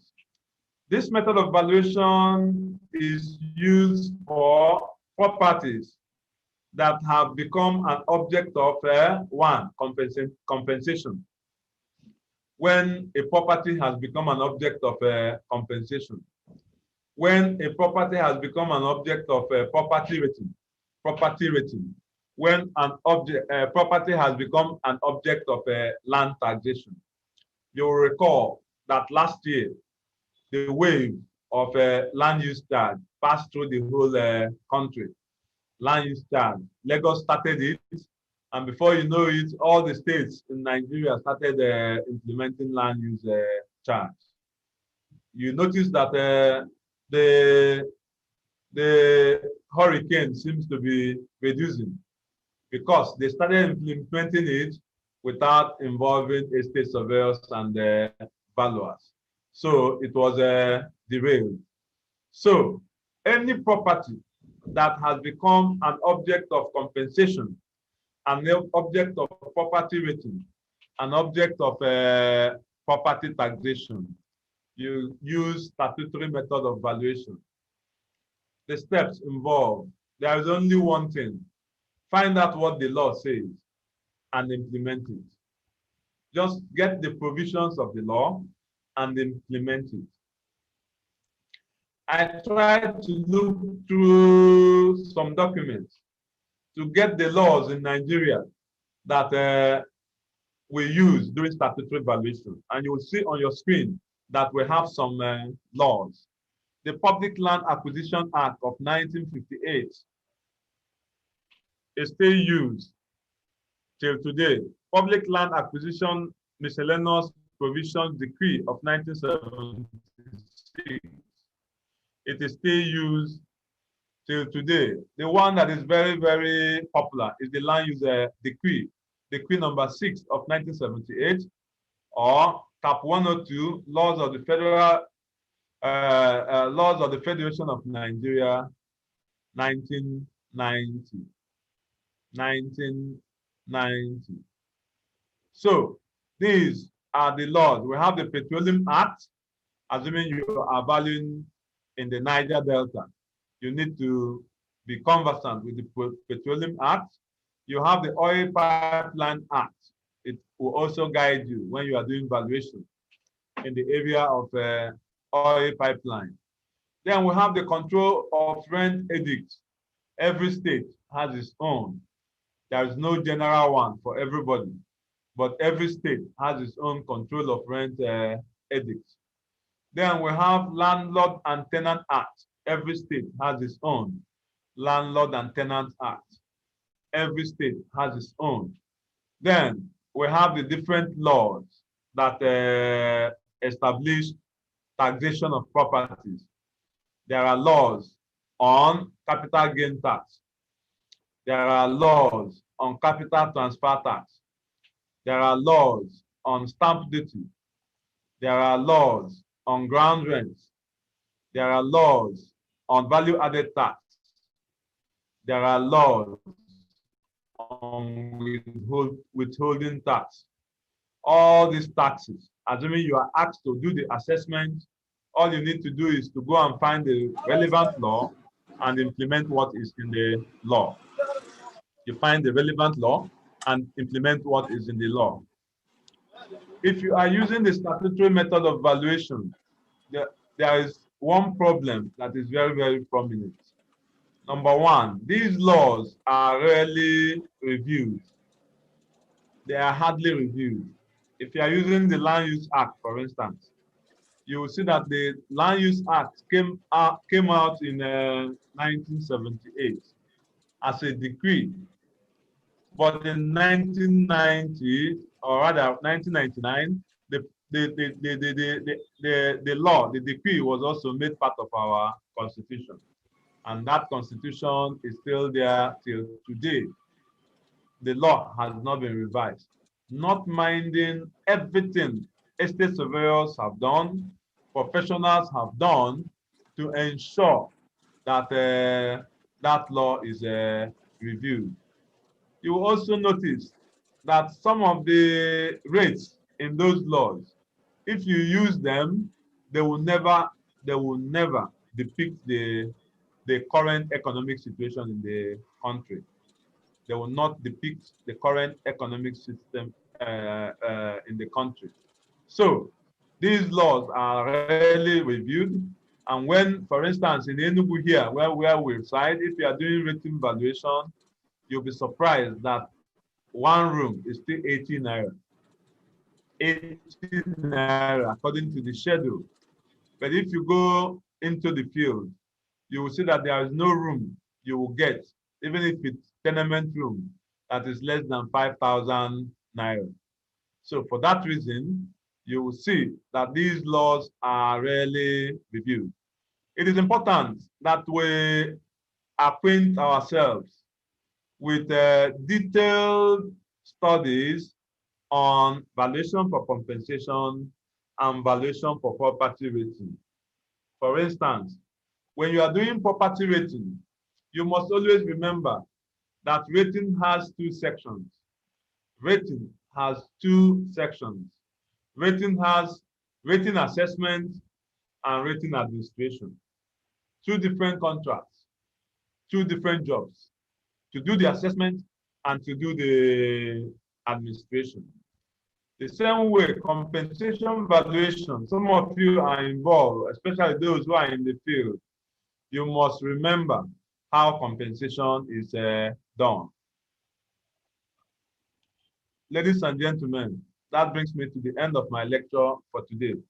It has been a marathon lecture, and I thank you for your patience. I will now take your questions on the remaining time. I have about 22 minutes to take questions. 22 minutes to take questions. I think if you want to ask a question, you indicate, or you can send a text message. I will check my text message now.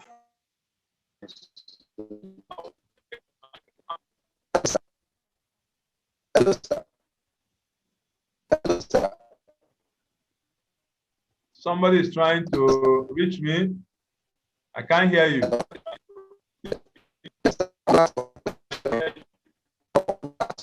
Are you listening? Somebody said a question. Somebody sent a question.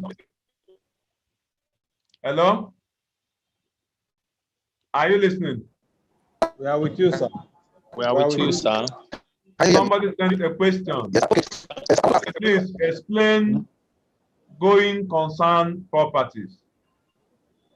Going concern properties. And I said, a going concern property is a property that is an integral part of a business.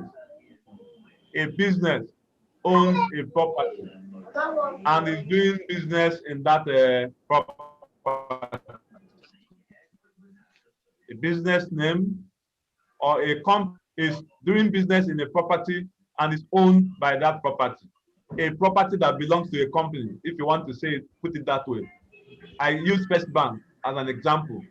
If you are valuing First Bank and the properties you are valuing actually belong to First Bank, then the properties you are valuing are going concern properties. You can value it using the profit basis method. Going concern properties. Another person asks a question. Esther Mbono asks a question. Esther Mbono, sir, in a situation where a client wants you to carry out the evaluation without any purpose, maybe he just wants to know the value of his property, which method of valuation will you adopt? If a client just wants to know the value of his property, it simply means that he's looking for open market value or market value. That means you can adopt the market approach, cost approach, or income approach. Anyone you want to use, you are free to use it, because there is no special value that the person is looking for.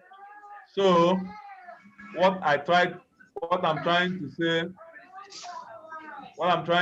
is that you don't need to kill yourself about the method to use. Some people are saying, sir, can we have the slides? I sent the slide to your WhatsApp group today. I sent the slide to your WhatsApp group. I did the first lecture, I did the second lecture, and I did the third lecture, and all of them are in your WhatsApp group. So if you are not in the WhatsApp group, you must find a way to get linked up, hooked up in that WhatsApp group, so that you can see the lectures. I usually upload them in that WhatsApp group.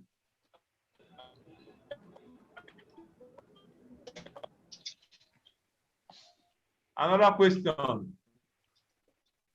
Kingsley, or rather Kennedy. Kennedy asks a question. Date of inspection is the date that you carried out the valuation, inspection, or field. While date of valuation is the date that you submitted your valuation certificate to the client. That is true. The date you inspected the property is the date of inspection, but the date of valuation is the date you put the valuation certificate. And I said it can be dangerous if the date of valuation is far away from the date of inspection. you may run into a problem.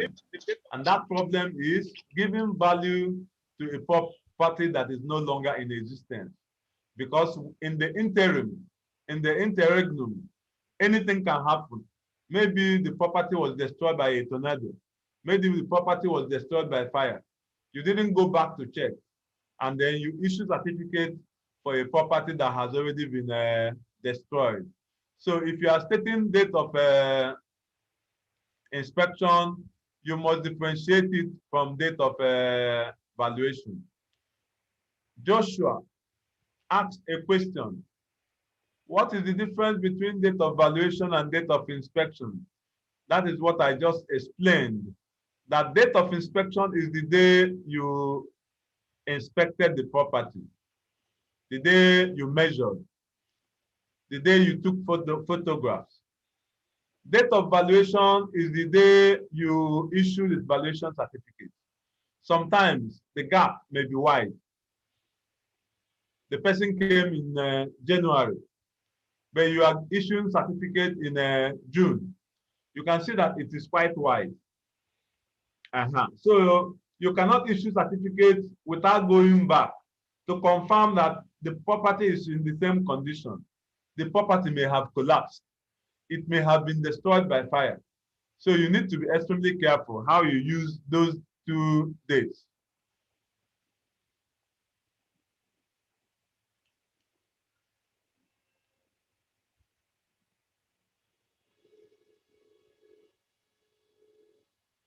Okay.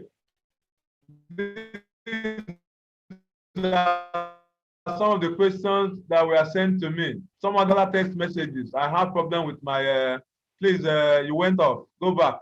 A moving train doesn't go back. Send me the lecture notes. I've already sent the lecture note to your WhatsApp group. There must be a way you will get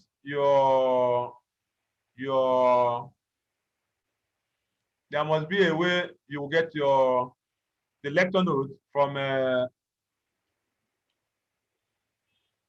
find a way to get the lecture note from the WhatsApp group because I've sent it there. If you are not on the WhatsApp group, then please find a way to get into the WhatsApp group. Federal, what basis of valuation can you use? What basis can you use to determine YP using income approach? Basis to determine YP. We have not discussed YP. That will come during our lecture on income approach. But the basis of valuation we are talking about here, the basis of valuation we are talking about here is open market value and cost approach. Open market value and cost approach. Why is profit method said to have negative notion on comparison? Negative notion on comparison. You notice that the properties you value with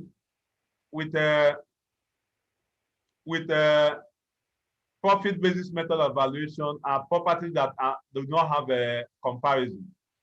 Once it doesn't have comparables, you try cost approach. If cost approach cannot work, then the only option you have is to use the profit basis method. Please add me to the WhatsApp group. I am not the one adding on the WhatsApp group. I think there are people who have access, and I think some people have a link. So try to find out how you get the link.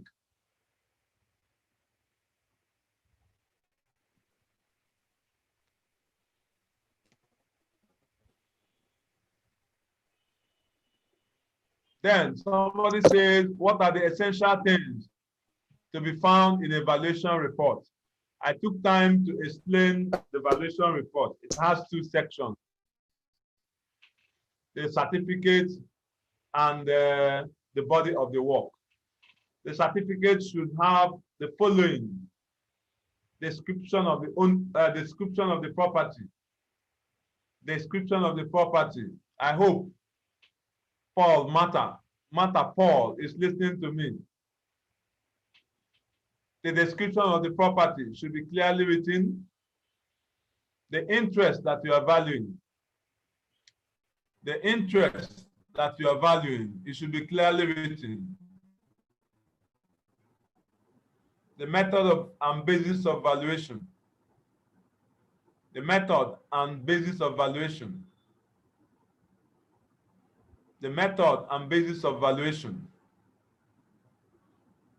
If you check on your message column, there is a link. There's a link that Enoch James sent. You can use that link to join the WhatsApp.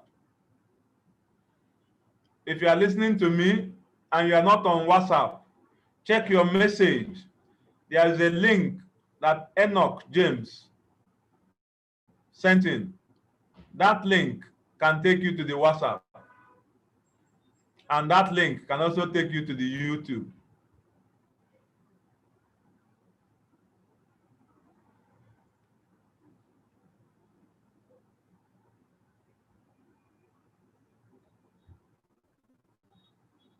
I'm searching for further questions.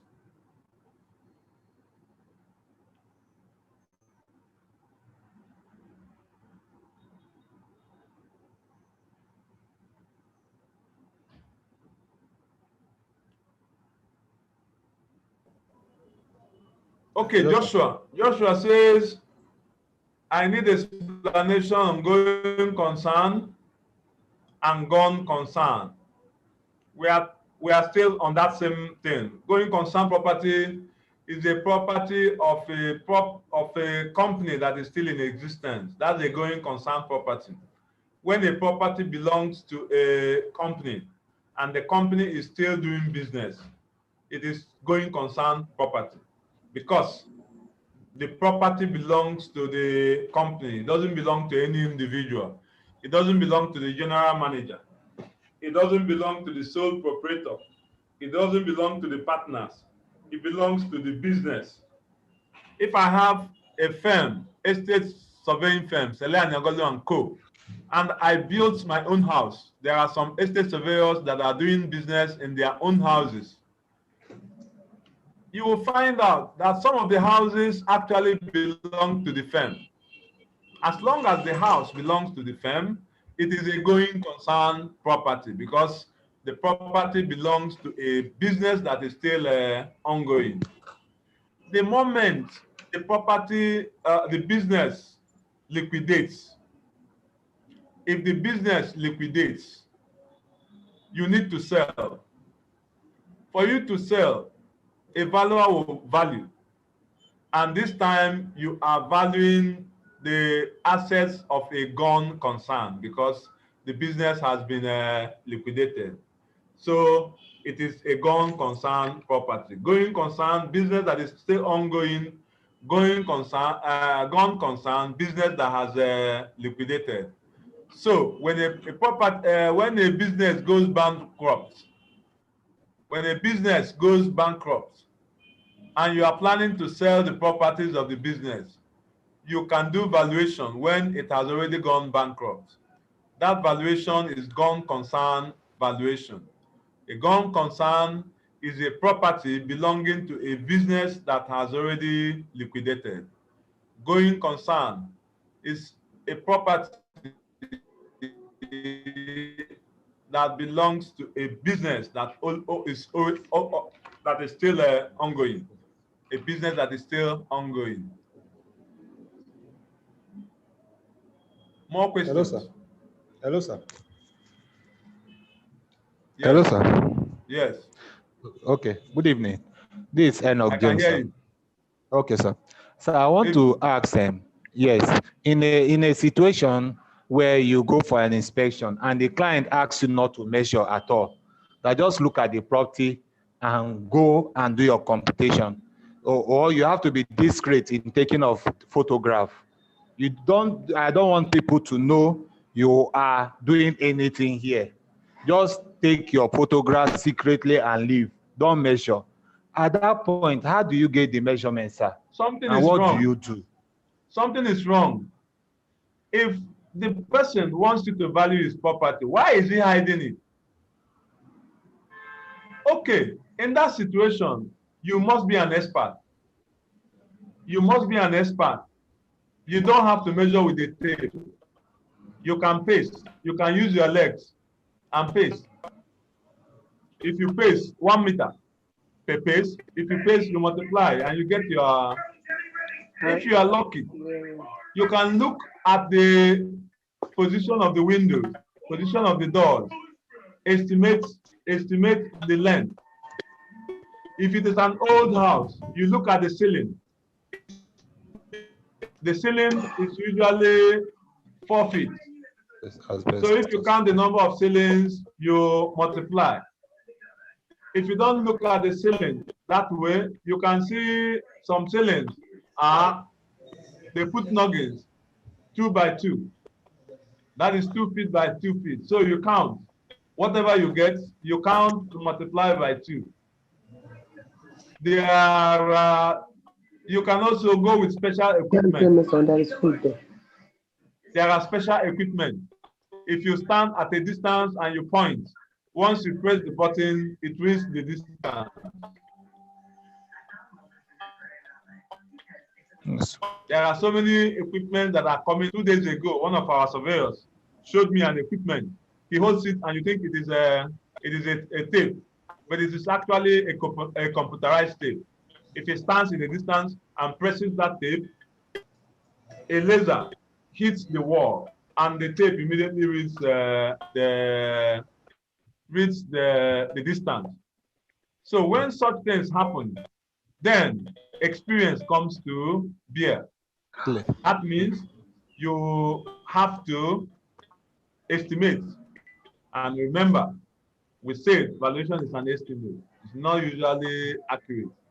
But this one is dangerous because when there is when you go to court and you say the land is 600 square meters and somebody measured and got 800, can't you see you have done the wrong thing as a valuer? So if somebody asks you to value and says don't measure, what is the problem? Is it possible that you are valuing a property that does not belong to him? Is it possible that you are valuing a property belonging to a polygamous family? Some people don't want others to know that it is being valued. What is happening? You need to ask questions. Thank you, sir. Good evening, sir. Good evening, sir. Yes. Good evening, sir. Sir, please, I can hear you. I want to know the difference between you made a statement that valuers do not set the market, but they interpret it. So I want you to throw more light on that. Thank you, sir. We don't we interpret value. We don't create value. If you are right, if you are discussing and somebody asks you what is the value of this property, if you answer the value of the property is 20 million, you have created value because you didn't do any analysis, you didn't collect any data, you didn't do any measurements, you didn't take a photograph, you didn't do any analysis whatsoever. That is creation of value. We interpret value. How do we interpret value? You need to measure. You need to look for certain information. Those information should be analyzed. And it is in the process of analyzing that information that you are interpreting the value of the property. And that is why I said factors that determine value. It is part of what I treated today.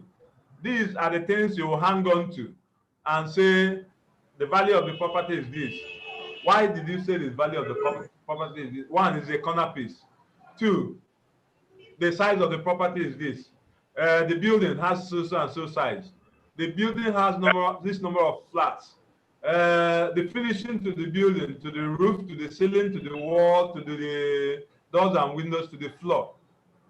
You begin to mention, analyze, and then say, based on this, I am of the opinion, professional opinion, that the value is this amount. But when you say abracadabra, open your eye and close, and you say 20 million, what you have done is creation of a value. I hope you understand my answer. Yes, sir. Yes, Thank sir. you very much, sir. Okay. No more text messages.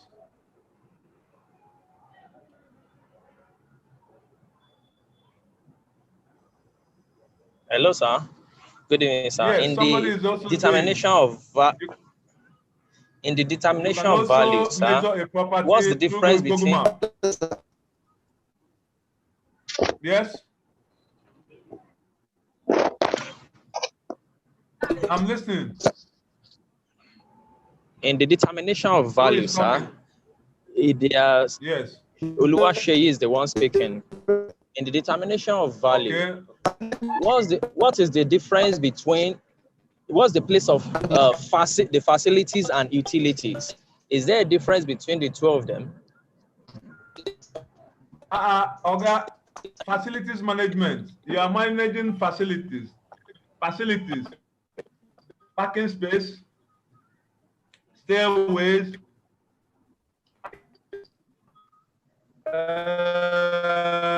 central air conditioner, generator. Remember facilities management. Utilities are just amenity, electricity, pipe-borne water, telephone, gas. These are the utilities. Facilities are not the same thing with utilities, please. Are you there? All right. Yes, thank you, sir. I got the difference now. Thank you. Hello, sir. Hello, sir. Yes, I'm listening. Please, I still want to ask about this going concern. Hello, sir. Yes, going concern. What do you want to add? I want to ask, like the example you gave us with First Bank of Nigeria. Now, if they call a value at common value, and then they want to change the purpose for which the property will be used, can it still be called a going concern?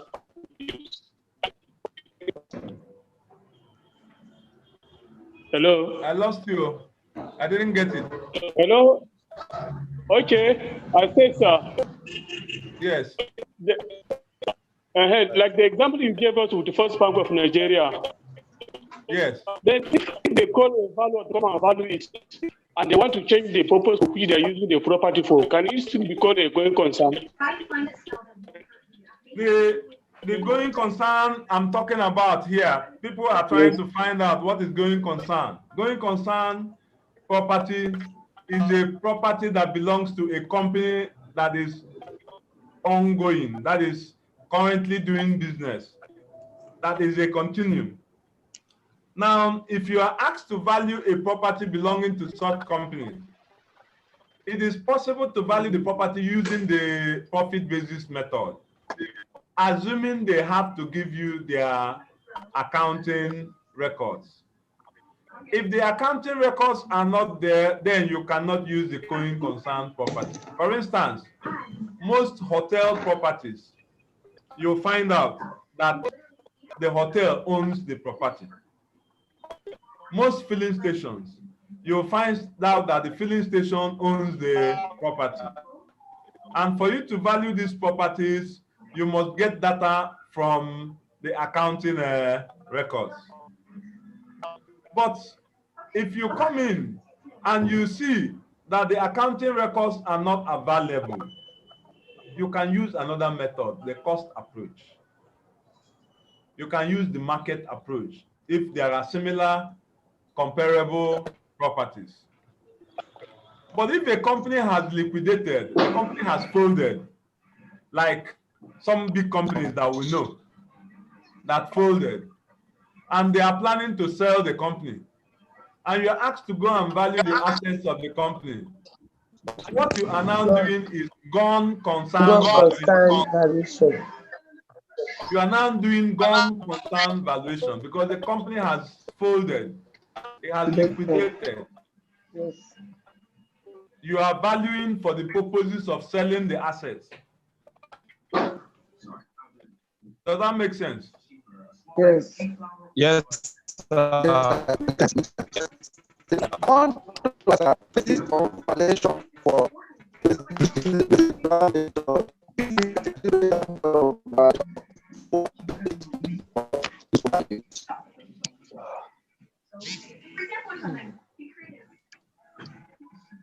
sir. Yes, I can hear you. Yeah. Please, sir, still on the issue of the going concern and gone concern. Yes. In PQE lecture notes, we were told that the basis of valuation is going concern and gone concern. And what you said now was DP. You were saying that DRC, OMV, and in special cases, annual value.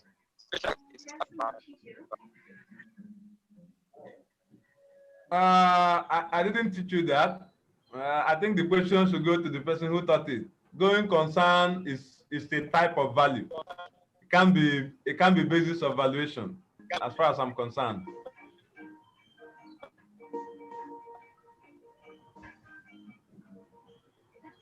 Hello? Going concern and gone concern value cannot be a basis of valuation because they are simply types of value. They are simply types of value. They are not. You can use the market approach to arrive at the going concern. You can use cost approach to arrive at going concern. The same thing for gone concern. So why are you still saying that gone concern is a basis of valuation? No, I don't agree with that. Sir. Hello? Hello, sir. Hello, I can hear you. What is the difference between the former? Hello, sir. Yes. What is the difference between the method, basis, and the method, basis, and purpose? And purpose. The purpose of valuation is the reason why the valuation is needed. The purpose of valuation is the reason, the objective of the client, what the client is looking for. That is the purpose of the valuation. The problem you are trying to solve will determine the purpose of valuation. When you know the purpose of valuation, you can now know the type of value you are looking for. If you know the type of value you are looking for, then you need to know the method of valuation that will give you that value. So you choose a method, and there are 6 methods: market approach, cost approach, income approach, residual method, profit basis method, or statutory method. These are the methods of valuation. But for you to arrive at the value you are looking for, you need the basis of valuation, which is a foundation upon which other types of value can be determined. If you want to determine mortgage value, for instance, it is not possible to determine mortgage value except you are able to determine capital value or market value, or you are able to determine open market value. That is why we say open market value and depreciated replacement cost are the basis of valuation. There are only 2 bases of valuation. But in special situations, when you are doing valuation for taxation, valuation for rating, you need to determine the annual value.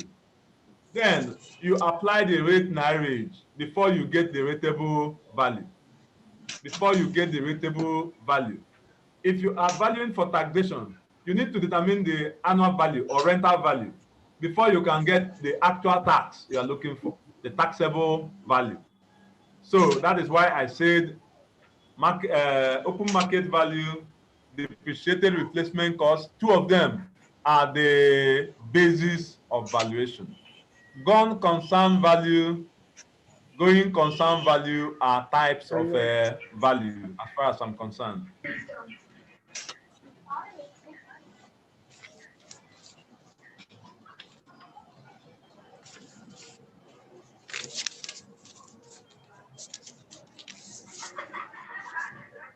Questions?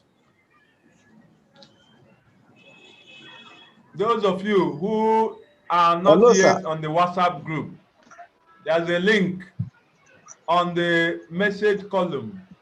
Click on the link and you will be invited. Yes, somebody was talking. Yes, sir. I say if you are using, if you are doing valuation using residual or developmental method, at what basis will you value such a property? Remember, hello, sir. Depends on the it depends on the data you have been given. Okay. I said gross developmental value minus. Are you listening? Minus. Are you Yes, there? sir. Minus total. Yes, I'm with you, sir. Gross development value minus cost of sales will give you net developmental value. Yes. The net developmental value minus cost of development will give you surplus for land. Okay. I also mentioned that for you to get the gross developmental value, it depends on the data you have. So yes, if sir. the data you have is income approach or market approach, then your basis of valuation becomes open market value. If the data you have is on cost approach, then your basis of valuation becomes depreciated replacement cost. Okay, That is sir. a hybrid method of valuation. Okay, sir. Thank you very much, sir.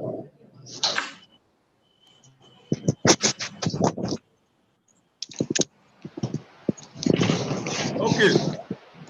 Can someone read the lecture? I need your rating of the lecture. Enoch.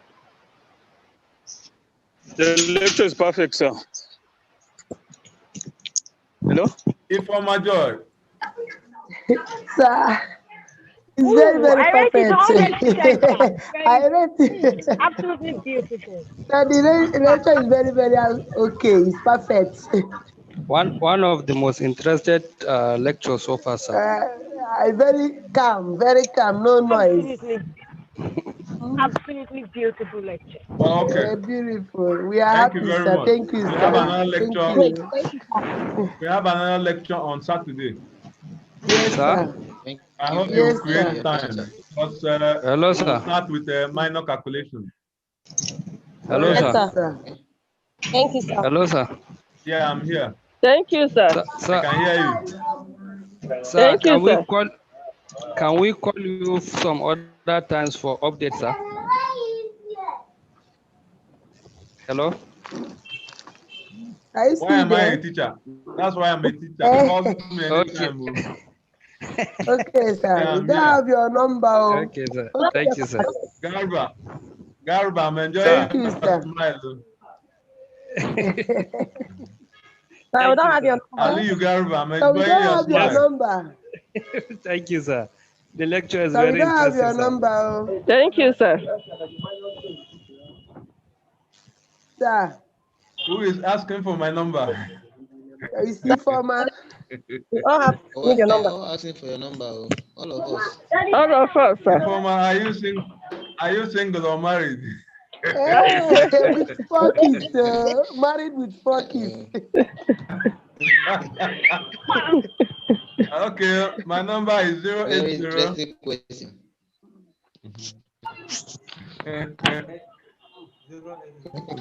My number is 080-3794. 080-3794.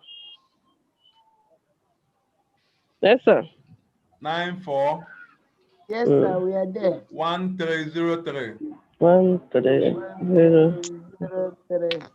3794 1303. Okay, sir.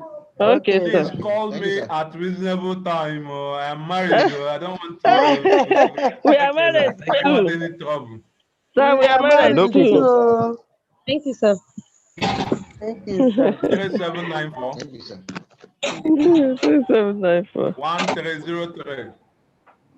0802794.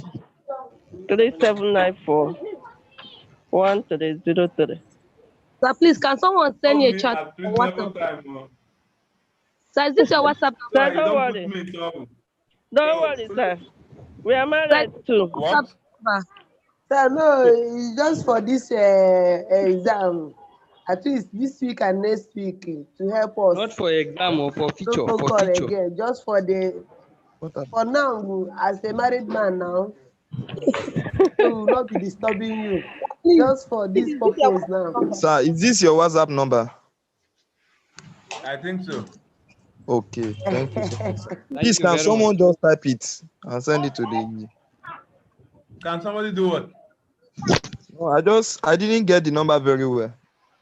080 Okay. 379 3794. Yes. 1303. 03. Okay, thank you so much. Yeah. So, Yes, hello, sir. yes. Yeah, the lecture, as everyone said, was exceptional.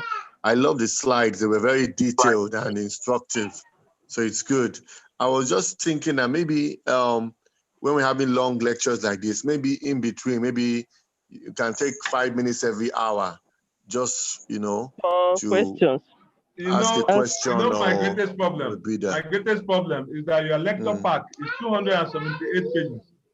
And I'm expected to cover it in 4 lectures. This is the third lecture, and the last lecture is on Saturday. That is the only problem I have. If I like I like to rest too. As I'm talking to you, I already have headache. Once I end now, I'm going to Sorry, sir. Sorry, sir. It's not easy, Sorry, sir. It's not But easy. once again, It's too exceptional long. lecture. It's too long. It's It's very 2 o'clock. insightful. Plenty, yes. It's all right. Sorry, sir. We are grateful, sir. Thank you. You should not form my hand. You We should can pass. have an extra No, sir. class. Just No, help us. sir. We'll You do don't our have problem. best. We'll do our best by God's grace. It's okay. It's all right. Okay. Thank you, sir. See you on Saturday. Good night, sir. Thank you, sir. See you on Saturday. All right. See you then, sir.